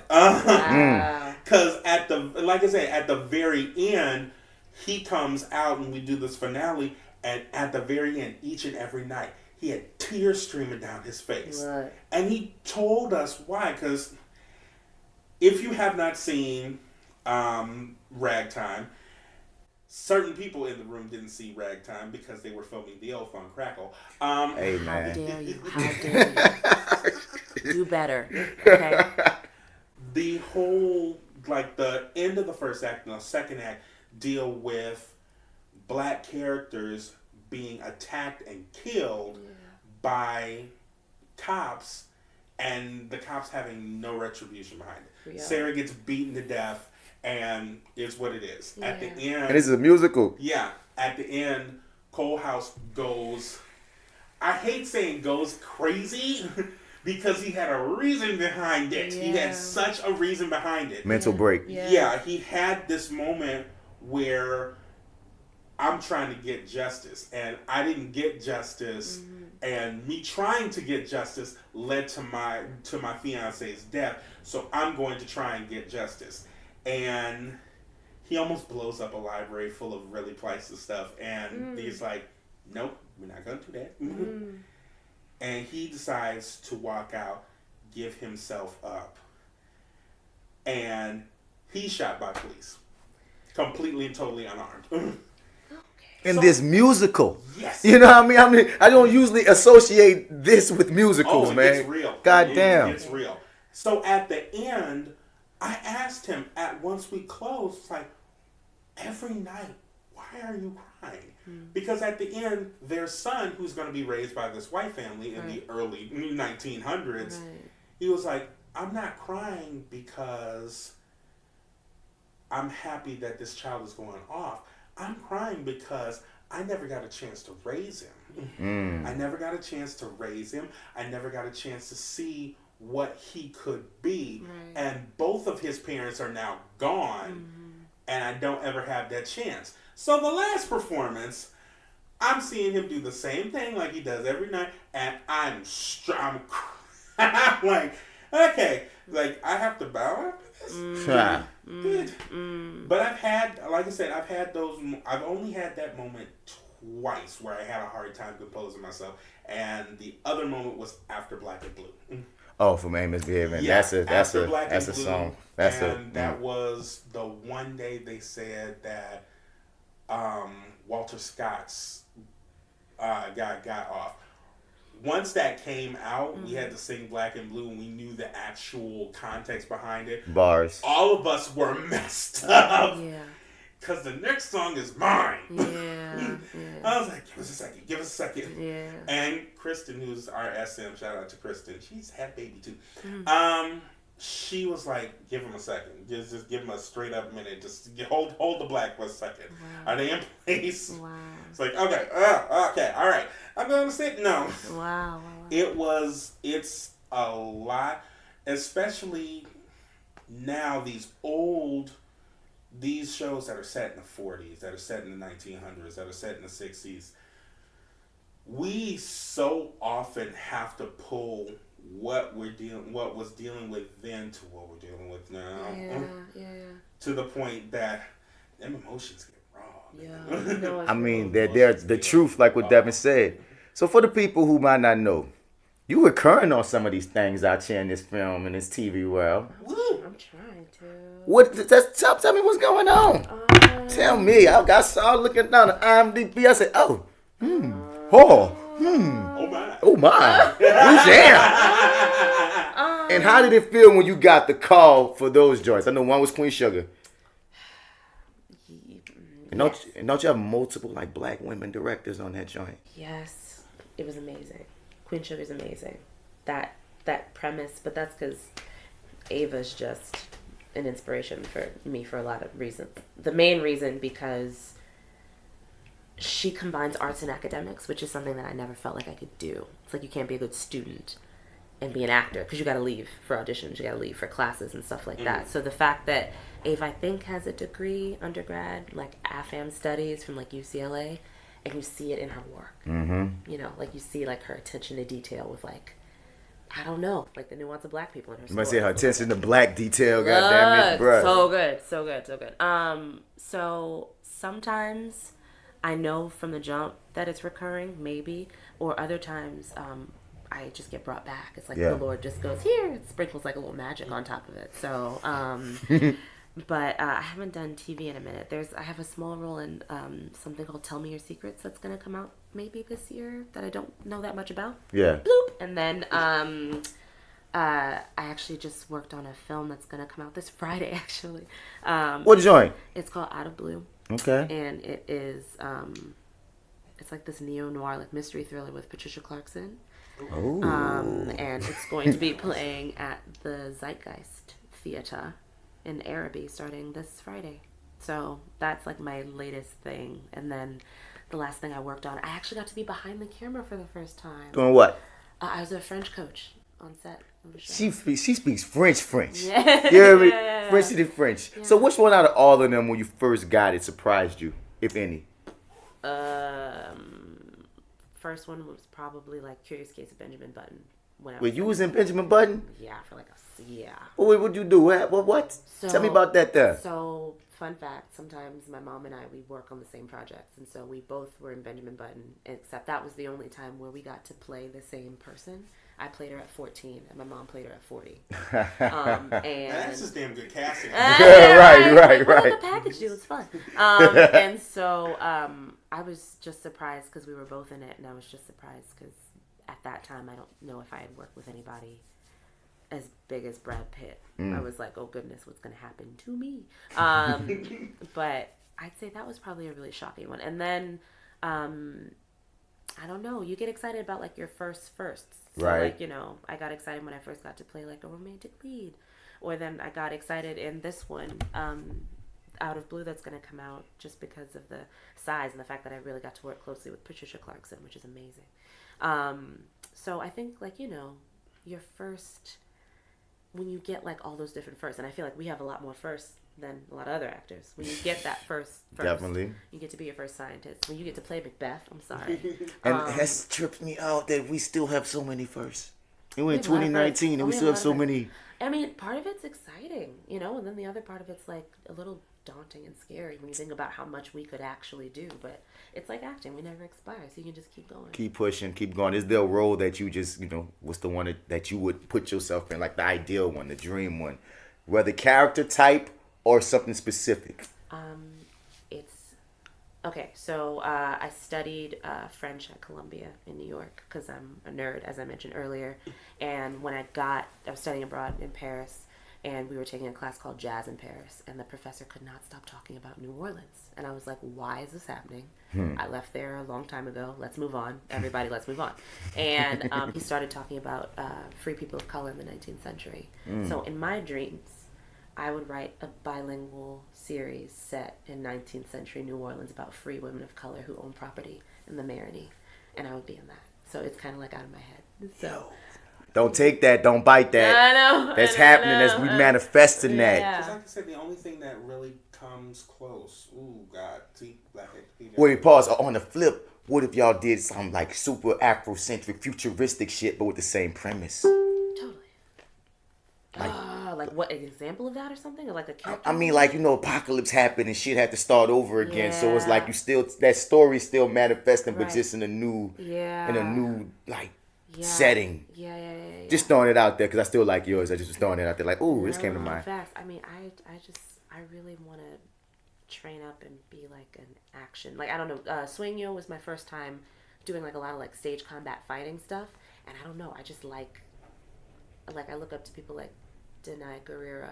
Yes. And how she can. Oh, I love her. She just knows how to move too. It's like her whole body's activated. Because that's the other thing. I feel like sometimes black actors, not only do you not get to be emotionally nuanced, but like physically, like character actors who really have to change like dialects and like voices and fight and stuff. I feel like sometimes we don't get as many opportunities to do that. Especially black women don't. That's why I was glad to see, like, you know, Mary J kicking ass in Umbrella Academy, Taraji kicking ass. I didn't really like that movie as much, but I love the fact that she got the chance to play that role because we don't get to see those archetypes all the time. Since you go to Foxy Brown, I mean, look at the decade difference there. You know, so I think that was a standout when I saw you in Swain. You like, you just were just a badass. It's fun, and it's like you can, knowing that you have the capability to do that. Because first rehearsal, I thought I was going to die. Yeah. I thought I saw the Lord on that day.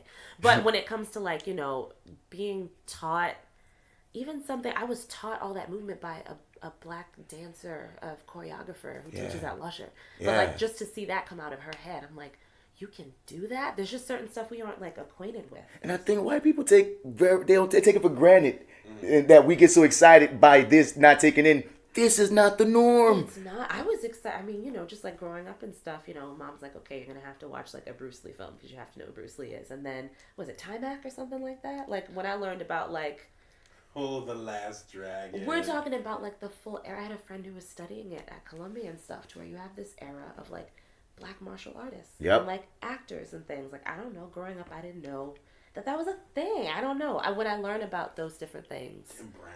Jim Brown. It's like I guess it's exciting. Jim Kelly. But I said Jim. Well, Jim Brown was a nigga back in the day too, though. But I know, yeah, but fuck him right now. Different. Like, yeah, no, that was a different thing. But I don't know. I get excited about. Jim Kelly's the martial artist. Right. But when it comes to like time, I don't know. I get excited about free people of color in New Orleans in the 19th century because whenever brown people think about going back, we're like, hold up. Yeah. Like, let's like, what time period would you like to? No. Nope. But none of them were good.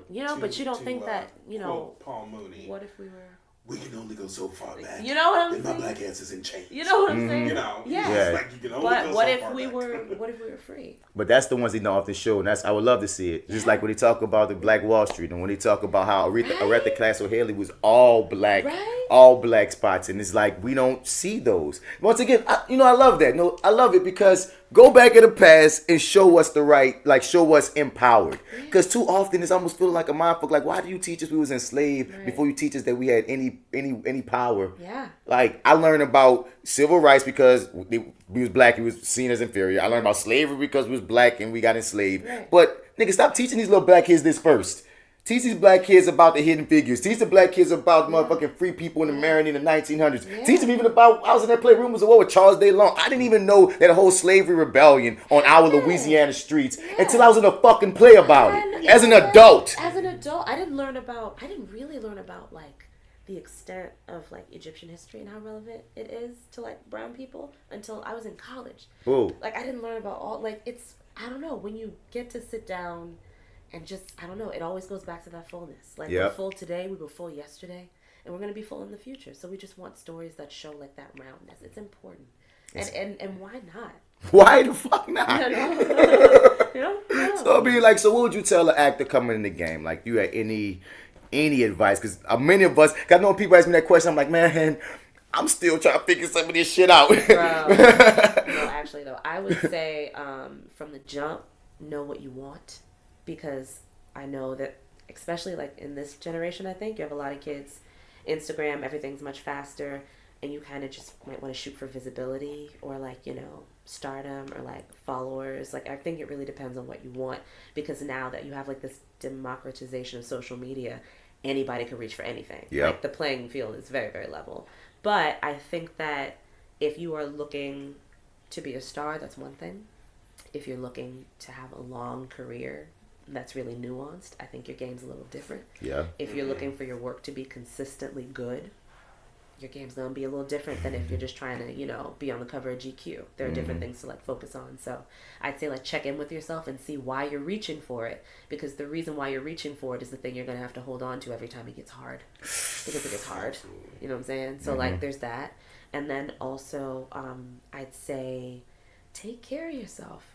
I think that it's not the easiest thing. I think people think it can be very easy, and sometimes it can be, and I'm not saying that it's not rewarding, but just like anything else in life, when you pursue something like art, especially when you have to think about art as in something that humans and nature naturally does, and then art in the sense of like, you also have capitalism, so you got to use it to make money. Like it's sometimes not the easiest thing to do. So drink water and eat vegetables and get enough sleep and actually maybe put some time into yourself, because unlike visual artists and artists that use tools, like this is all we got. I only have this body, so like if I'm not right, that's going to affect my truth, it's going to affect my voice and my eyes and everything. So you gotta kind of check in with yourself on like a personal level, and then also like a goal level, to just make sure you're aligned, so that you look it's just so, I don't know, it just makes it a little easier. You don't have to struggle as much.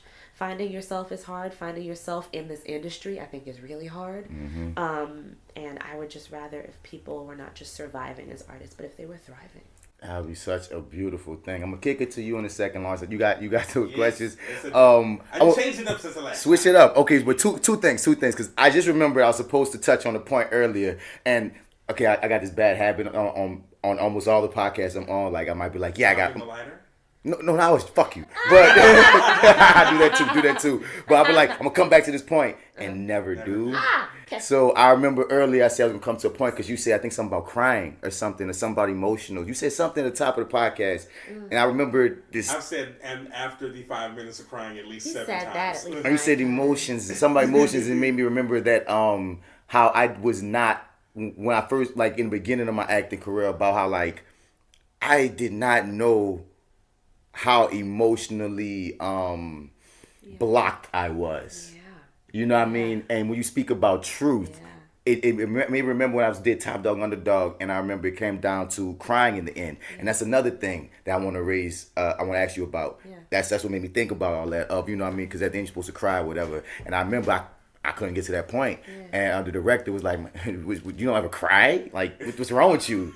Where's your fucking emotions at? Like, what the fuck?" And I'm just like, I don't know, but 2021 or some shit. I'm like, I'm a black man, dog. We don't just be crying. Yeah. You know what I mean? Yeah. We gonna get taught that that's okay. You know what I mean? Especially, you know, like, see, now I'm dropping batteries. Goddamn it, screw you, didn't jinx me.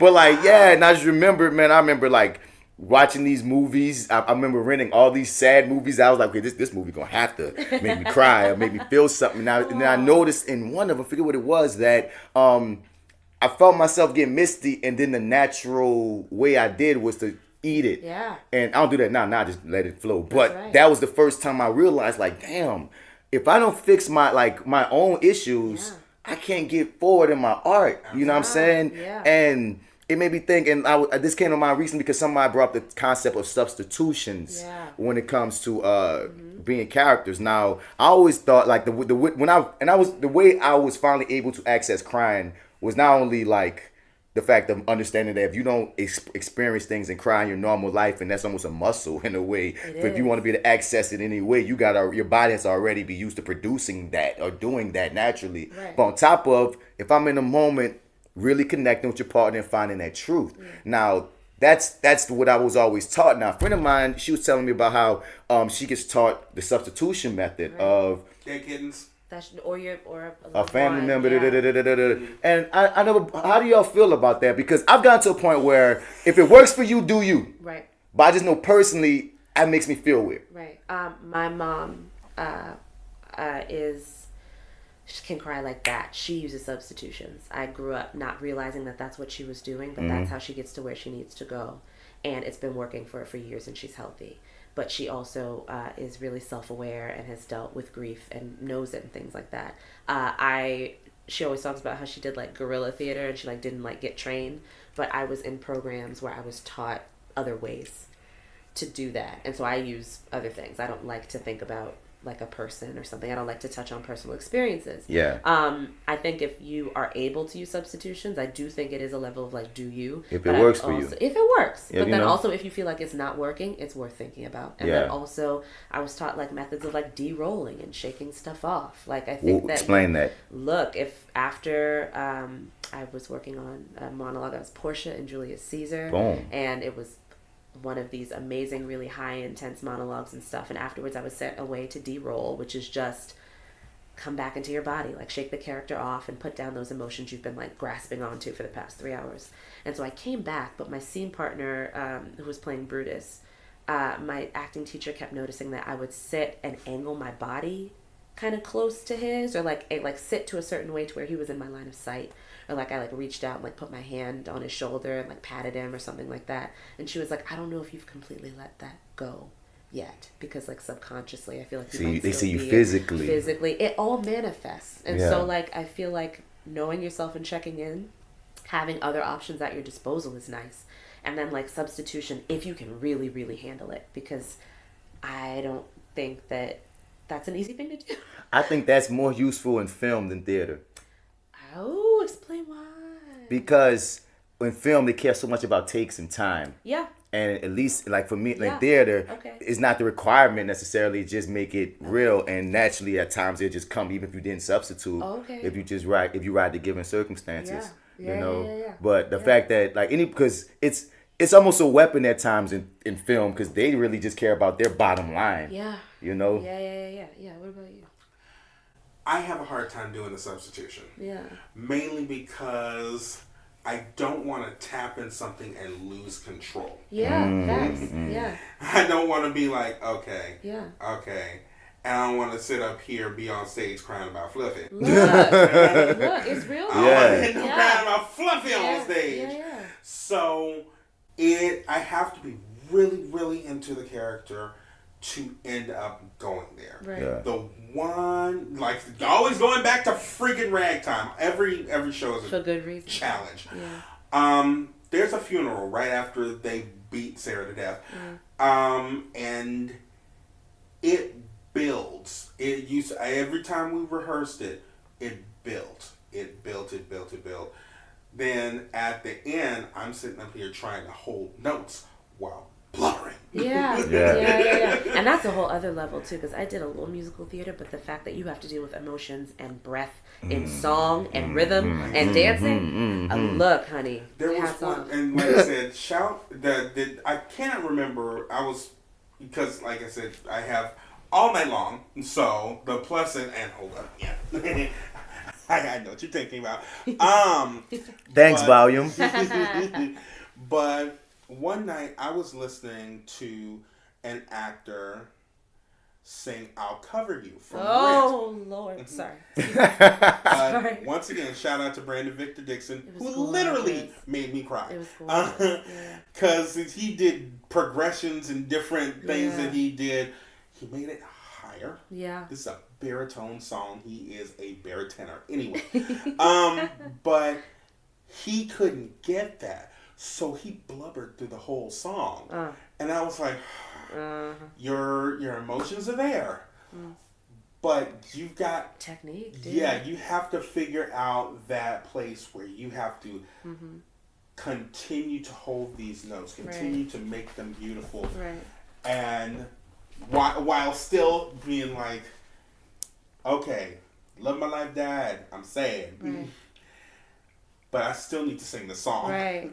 But that's where the artistry comes in, though, because not only do you have to be that vulnerable, you have to channel it. Like with the knife thing that Mark was talking about earlier. It's hard. Yeah, especially because you don't know how deep that grief goes. Yeah. You know? It's difficult, but the one thing you have, it's a balance. Yeah. It's, and you don't want to tumble your ass over. Yeah. Right. So you have to find it's a balance. Yeah. Thing. It is. Yeah. But like I said, I can't do substitution for fear of hitting something the wrong way. It's a talent in all things. Like she said, you got to have the mental health capacity to do it. Luckily, your mom, she's been doing it for a while, that she has the way, she knows how to decompress, she knows how to do those things. Yeah. But again, like there's no blueprint to this industry. No. There's no blueprint to the craft.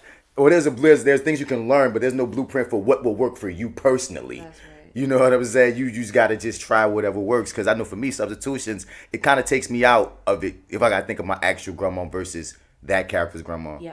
And I don't want, it just takes me out of the scene for a minute. Right. But I just want to have a discussion because I've never had that discussion with anyone. And me and a girl talking about it, and I was like, damn. And she asked me, like, well, I think we're talking about when I first had to cry. And I had to think about that. And that story always comes with Ray Fazell cursing me out. Like, what the fuck do you mean? And ever since then, it taps into what you said about truth of you got to live this life to build these experiences that you can grab from. Right. To be honest. Right.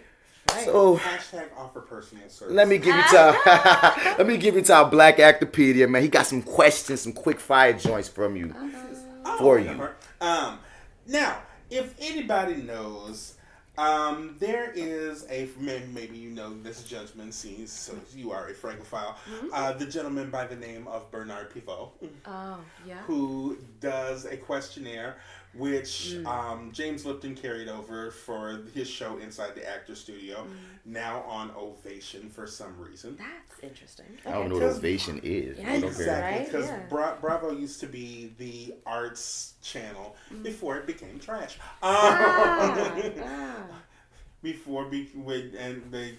Shout out to Bravo, who's coming out with their new show, The Real Housewives of Hell. Oh, my.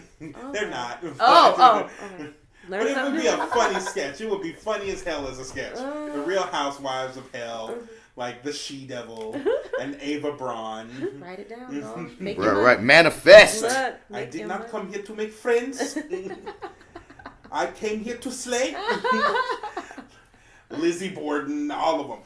Okay, so I do have a questionnaire that I have tweaked, and it's in my notes, literally, as Bernard Pivot's questionnaire for Black folk. For Black folk. Fantastic. Yes. So, what is your favorite word? Anti-disestablishmentarianism. Oh. Say that again. Sorry. Anti-disestablishmentarianism has been my favorite word since I was maybe like 8 or 10 or something. And then they used to say it on that cartoon Recess.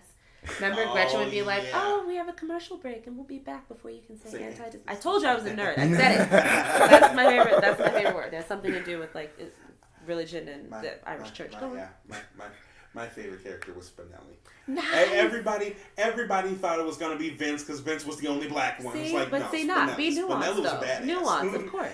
Anyway, what is your least favorite word? Sorry. My least favorite word is, probably like right now I think it's moist. I think people talk about that. I don't like the word moist. Even though I really like cake and like cookies and like pastries and things, but I don't like to use that word. It's like, no, moist is disgusting. Yeah. It is awful. Yep. What is your addiction? Snacks. All types of snacks. Same here, but it doesn't work the same way. What sound or noise do you love? Oh, I love hearing somebody perform Shakespeare or speak French. I like how the words sound. They sound like they taste good. Ooh. What sound or noise do you hate? I really don't like the nails on the chalkboard thing. And even thinking about it, not even hearing it, gives me goosebumps. I can't stand it. When we want, what's your favorite slang word? Slang word? Any slang that you've ever heard? Shiggles. What? Shiggles. Shiggles? I'm gonna do this for shiggles. It's like shits and giggles, but you just save time, and so it's just one word. There we go. Shiggles, Do it for shiggles. Yeah, I say that a lot. I love This it. is my personal favorite one. What's your favorite curse word? Oh man, come on! I gotta pick one. Lately, it's been. I like them all, honestly. I mean, I really get down with like dumbass, but then like I say fuck multiple times a day, so there's that, and I like them all. All of them are useful depending on what day it is. You can just rotate them. Yeah. What is your hype song? I got so many. What am I getting hyped for? Okay. Theater show and scene. And film scene. If I'm doing like a theater show? Yeah, theater One, show. he's saying one for the theater show, and one. which one you do for the film if there's a different one. Because mine is Superstar by Lupe Fiasco. I really like, if I want to like feel good and like do some theater stuff that's really great, I'll do like Sunday Candy by Donnie Trumpet, like Chance the Rapper. I like Sunday Candy a lot. Yeah. But then if it's like really intense or like sad, honestly sometimes if it's like an emotional hype, I'll play like some like Strange Fruit by Billie Holiday. Ooh. And we'll like go in, Just for the record, mine is Eminem's "Lose Yourself." Lovely. Oh my God, Yeah, that's my yeah. get But ready. if I'm at the gym, we're just hip hop all the way. So. What profession other than your own would you like to attempt? I would love to be a female drummer. That'd be cool. Shout out to Sheila E. Shout out Well, to let me- Sheila E. Now let me throw a flip. What was your first struggle job as an actor? I don't know if I've had one. You never had a struggle job, Or if it was, it was. or a job that you just didn't, you would rather not do. Oh, I've worked at like in an office, just like sitting at a desk and needing to just like file things. Yeah. Like when I was young or something like that. Just the sometimes monotony as a kid was harder because I didn't really see why I had to do it. I feel like now would be a little easier because I actually like office things, but that was probably the Office best one. culture can be soul crushing. It can be kind of fluorescent lighting. Yeah. Okay. What black production or film at any time would you like to be a part of? And if it's a theater production, what part? Sweet Georgia Brown. I would want to be a part of. That is so hard. That's really hard. Sweet Jesus. Okay. I don't know. I've never even thought about it like that. Ooh, next time you come back, Yeah. so you yeah. gotta come back with that follow answer. up with me on that. I can't even think. Well, y'all know mine. I want to be in Passing Strange, like bad. I love like, Passing Strange. Bad. Yeah. Real bad. Yeah. It literally changed my life. Mm-hmm. Bad. Anyway, and my personal favorite, if heaven exists, what would you like to hear God say when you arrive at the pearly gates? I don't want him to say anything. I just want a hug. I just want like I a love good that. hug, like a good solid. Ain't nothing to say. I'm here. We did it. Hashtag blessed. Literally, just want a good old fashioned hug. And if heaven exists, what actor that has passed, black actor that has passed, would you be trying to drink something with first, or hit the blunt with first? Wow. Ozzie Davis. Ozzie Davis. Because, like I said, there's a certain connection there. Ozzie Davis showed up at Dillard in '05. And he, Lord rest his soul, he was the realest person we ever met. He did this little rap. He knew like people were gonna ask where Ruby D was, and he said Ruby D is back at home in New York where she belongs. Oh my. Oh my. He's like very real, and the one thing that I got out of that is like, you don't stop working. The man worked till he was to the literally the very end. Yeah. And he was like, when Hollywood stopped calling, when Broadway stopped calling, we went to churches, we went to schools, we went here, we went there. He's like, him and Ruby D, who are the way that they went out has got to be the sweetest thing and the most morbid thing I've ever heard. He passed, of course, in '05. She passed maybe a couple of years ago. They were both cremated, put in the same urn, which has the inscription Ozzie Davis and Ruby D in this thing together.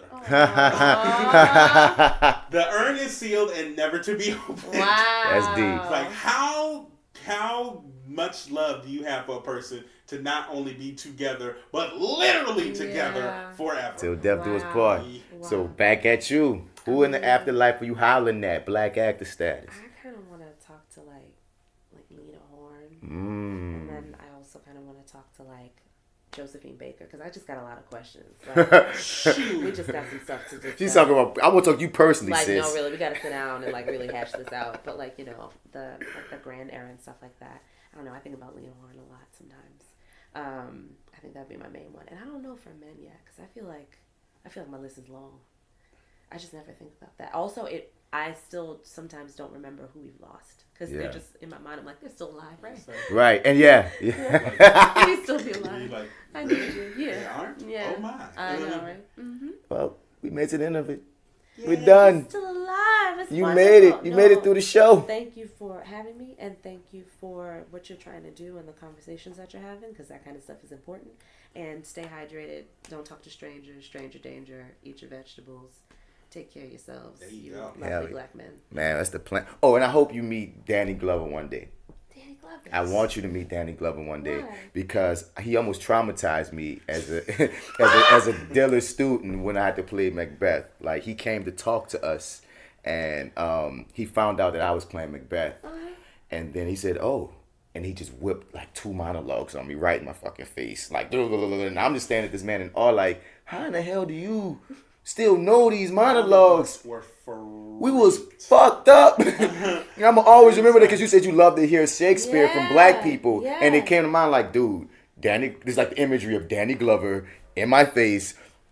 And I'm like, you're the man. But see, who else would know that? Like, how specific of an instance do you, like, you are such a specific person to have had that happen to you? I didn't know Danny Glover was on that Shakespeare kick. I didn't until he did that. That's amazing. They need to let us. They need to be a list of all the black people that have done Shakespeare, or you know what I mean? Because stuff, dude, just different stuff. so I need you to meet Danny. I'm manifesting that. Like, he's still working. Because if you ever get in this space, and I want to know if this is okay. This was in 2008. I want to know if in 20, whenever that is, he still kicks one on you. That's great. I mean, I would hope so. So I'm putting that out there. Perfect. Putting that out there. Shout out to Andre Holland, who just finished doing Othello, if I'm not mistaken. That was in the UK. He did it in the West End. Oh, that's lovely. Dude, it sticks with you. So tell people where they can find you at. Your information. I am on Instagram And I'm Devyn with a Y, Devyn, and my middle name is Ariel because my mom was pregnant with me and watching Little Mermaid. Shout out to Ariel. I mean, sorry, whatever. Thanks, Mom. So I'm at devynariel. That's my Instagram name, and then I don't have Snapchat because I don't know what it's for. And I'm around on Facebook. Ever since IG got video, it really doesn't. It really absolutely. But then also, like, I'm kind of on social media, but I'm kind of like private, and I like to not be on social media. So if you see me in person, wave. That's true too. Wave is nice. Oh man, high five. We got to get you back on again because then we're gonna have the conversation how you feel about this whole social media and getting roles bullshit. Yeah, that's a whole nother conversation. Absolutely. Lord, tell what to find you, dude. You can find me on Twitter, Instagram, and Tumblr. I am Soulboy30. I haven't been on Tumblr in such a long while. It's probably because they turned off the adult feature. Anyway, that made the internet go nuts that day. I was tripped out. That's my life. It's like, yes, everybody on the internet is really horny for some strange reason. Ain't no some strange reason. We're human. Keep going. It's like, Escalated quickly. You can find me also on Snapchat, which I barely use. That's LWeber584. Chris needs to be thankful because then he's literally the only reason. He's the one. Chris Rob. Person. Yeah, he's the one only person who's on Snapchat. He's on a different wavelength himself. What's up, Chris Robinson? And you can find me on arrogantobserversrants.blogspot.com, where the cat is reading. Oh God, what did I say? The cat was reading? You said the author's name was Donnie something. Sugar in Our Wounds by Danye Love. There you go. First in apparently a trilogy because he did this and he did Fireflies with what's her name? DeWanda Wise. DeWanda Wise was in that. And Sporting Waves from Atlanta. He was also in there. Chris Davis. And he's got a third one coming out. So it's a part of like a trilogy. That's lovely. Shout out to Danye Love. Yeah, man, and I really hope you win this Best Actor, Big Easy. You. I'm rooting for you to win this back. I'm rooting for you. Hell yeah, you know what you wearing and shit. You know what you going with and shit. No, I haven't figured it. Like I feel bad. You're like, oh, I went to the store to see what I'm gonna wear. I'm like, oh gosh. I haven't found anything yet. I may have somebody actually make it. Oh my Lord. Well, so then I will be stepping up my game. That's where I'll be. If you need me, I'm gonna be amping it up. Well, we rooting, man. This is that actor guy, Martin Batts, Bradford. You can find me on all them social medias at Mr. Batts. Spell that Mr. out and you gonna find another cat. You hear me? And hit us up at flywithbats@gmail.com because we want you to be part of the conversation. Hit us up at reviewingdat@gmail.com if you want us to review something. You refer it, we review it. That's what we do. And I gotta make an Acting While Black email ASAP, surely, so I can get those specifics because I want to hear everybody's stories. I want to hear your rookie. I want to talk to the rookies. I want to talk to the vets. And I just want that's what I think ties us together. Like I feel like you get to a certain degree of hearing enough people's stories and experiences, then you really feel like you're not alone. And if you for real first starting, you get to see the breadth of what this industry can be for you specifically if you a person of color. That's what this is for, man. So thank y'all for listening, man. Till next round. Stay off book. Oh, man, that you did it because I was supposed to do it. Anyway, yeah, stay off book, folks. I'm going to keep that, too. That's the day we go on to glory. Lay out in the shade. And that's all I want to do.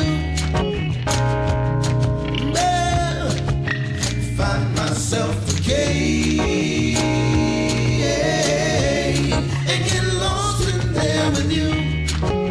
A hard experience for you? Or? So we're recording, and like I want to know that too. Like what she brought up about rectifying your mind, playing for mainly white audiences. These at times traumatic experiences on stage. A lot of times we're playing to. It's harder when you are the only one there. The only black person. Yeah, Hunchback was different because I wasn't necessarily playing somebody black. Yeah. I was playing the King of France, for goodness sakes. Right. So, I mean, I was black because they put me in that role. Yeah. So, the King of France was black. Mm-hmm. But it's always weird to be who I am in front of folks, especially because in Hunchback, I was one of 3 black people on that stage. Yeah. But with Ragtime, there was a ton of us. Right. So if we had issues, we knew that I'm not the only one dealing with it. I've got Karis, or I've got Whitney, or I've got the other folks who are here with me, or I got Lloyd, or like I got all these other people who are sharing that with me. Are they feeling the same way? Yeah, that's the thing. We did not know how white something like this until McKelvey said it. It's like, I got the oldest, whitest audience in the city of New Orleans. So Yeah. it's like, and I'm glad, he was like, I'm more than glad to see more people of color, more, like I said, different people of color coming in, because let's be real here. When it comes to theater on a professional level, the majority of your audience is going to be white. Yeah. That's true. White and old for some reason. Yeah. Sometimes I think and even that, and they posted my unpopular theatrical opinion a very long time ago, and I said, the second a Broadway show closes, you need to put it up on Broadway HD. You need to put it up on Netflix, because I still think that there is a huge disconnect with theater and younger folk. Yeah. And thankfully, I didn't get that disconnect, because a little short lady, shout out to Atisha Lewis, who is still running around here, she brought us in high school to operas. Yeah. I saw La Boheme at 14. That's amazing.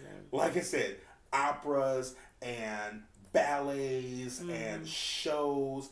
At 15, I saw The Wiz at Dillard, and it made me go to Dillard. Boom. Yeah. So, like, and that's what made me fall in love with musicals from Jump Street. That, and I grew up in the 90s where Disney had literally They are every musical musicals. out there. Yeah. So I just I want so badly for more of us to not just be on the stage, but in the damn seats. In the seats, yeah.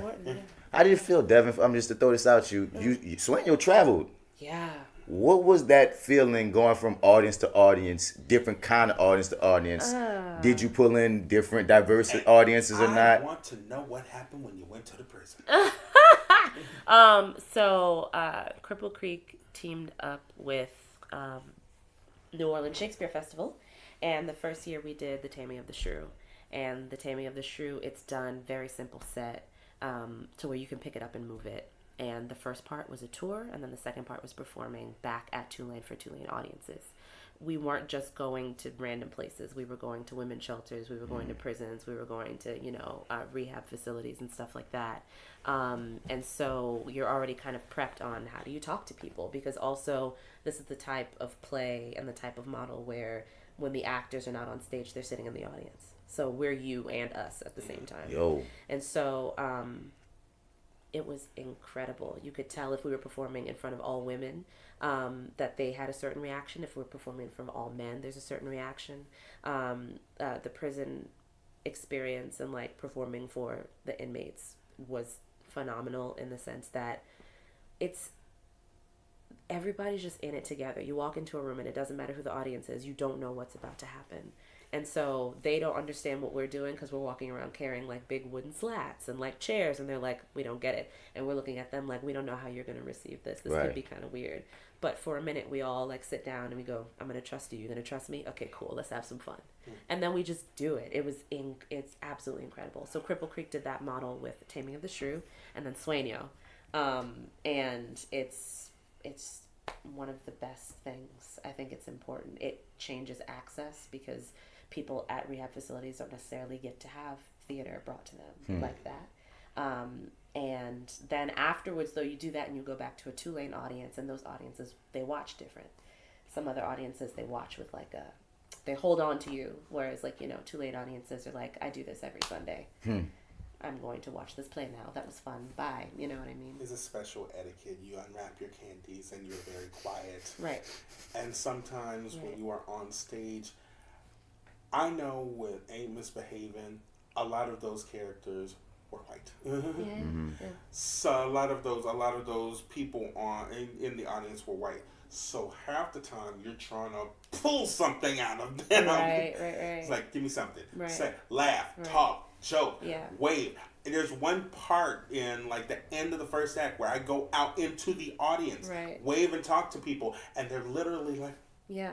Gonna look. if you don't say something to me, damn it. Right, but that's the language you speak. So when I sit in the audience, though, I'm usually the one, like, I'm gonna laugh really loud. You're gonna hear it just because I don't know. And also, I've sat in audiences that weren't like that and felt scared to be myself. Or scared to, That's another thing. I don't want to have to feel like I have to do this, like, politics thing if I'm in an audience. In an like, audience, I never thought about that. it's scary because they're watching you too. Bruh, yeah, and you might be one of the few black audience members so in a you white can't audience. just So act a now it's fool. on, now you're the representation of black people just trying to enjoy You theater. just trying to watch a play. Dude, but, I never thought about it that. If there's a matters. traumatic scene going on, they're like, okay, this is going on, and this is very indicative of the race. I wonder what he thinks. Yeah.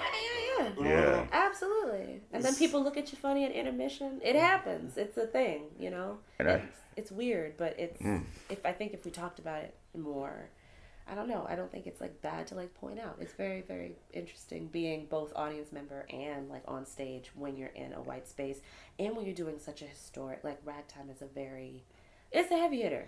You know what I mean? So when it was put on with that, when I walked in, that was my first time at a summer lyrics show. And so it was like, oh. And like I said, this was, if I'm not mistaken, the second time that it's been produced. Right. It was Cripple Creek? Cripple Creek did it, and they did it. I like the way they did it. Some people don't agree. I like the way they did it because they did it very non-traditional. The way we did which it which Cripple Creek often does. Yeah, They do. You hear me? Yeah. They did. Still love you. Even though Cripple Creek ain't. Yeah. I miss you. Me too. But we did it super traditional with 175,000 people on stage. Right. They had 12. Right. They had Cameron. Shouts out to Cameron. Yeah, they did. I heart Cameron. I saw that show. Yeah, they Ragtime was cool. Wasn't Raheem in that one too? No, Raheem and I actually auditioned for that one. Raheem, me, Joseph. Joseph auditioned for Ragtime. Yes. Okay. That was like I said, they were doing some interesting stuff. They had me playing Sarah's friend. Okay. They had me audition for Sarah's friend, and like, first of all, I can't do that in any way, shape, or form or fashion the way Whitney did. Whitney blew the doors, the roof. Talking about Nixon? Yeah, Whitney. Yeah, Nixon she's blew the amazing. doors. Shouts out to her. She was nominated as well for Big Easy. Yeah. Go ahead, girl. Yeah. She blew the doors, the roof, and 2 trees in the back in the parking lot Facts. out off of that because she was amazing. It's like I can't do that. Like I'm a bass. Please don't let me do that. Don't do this to me. They were trying, and look, Emily was trying to mix things up, and I appreciate her for that. It's just not gonna work for me. Yeah. But like I said, Cameron was awesome. I love the way Hi, that Cameron they did. Mitchell. Yeah, Hi. he's always awesome. Hello. Yeah. And like I said, there was still sort of a connected to it because Palenko was the one who did the choreography. They didn't. She didn't bear no expense. Let me tell you. He was like, y'all gonna work and you gonna work. I don't care if you. The term he used was luscious. Oh. Which if you don't know, then you will know. I am a full figure gentleman. And if you're black, I'm a big nigga. But the term he used was luscious, and I was like, And that's another thing that's a little weird for me. I feel like because I'm a big dude, I ain't letting none of you skinny heifers show me up for shit. If we gotta dance, I'm gonna try my best to do splits in the air. Wow. I've done cartwheels on stage before. Yeah. It's like, I'm not gonna sit here and let you be like, that big dude ain't gonna do. Like, no, I'm not. Guess what? Yeah. Surprise, motherfucker. Shoot. We just often don't think about that. I'm glad you brought that up, Devin, because you made me think about when I played that character as a black guy. Like once I found out that was the response, I kind of took it with me in my performance, and in it fit. Luckily, that fit the character because he felt like an outcast himself there. But like, I think that was the very first time that I really was like, damn, fuck all y'all. I'm gonna play this fucking character.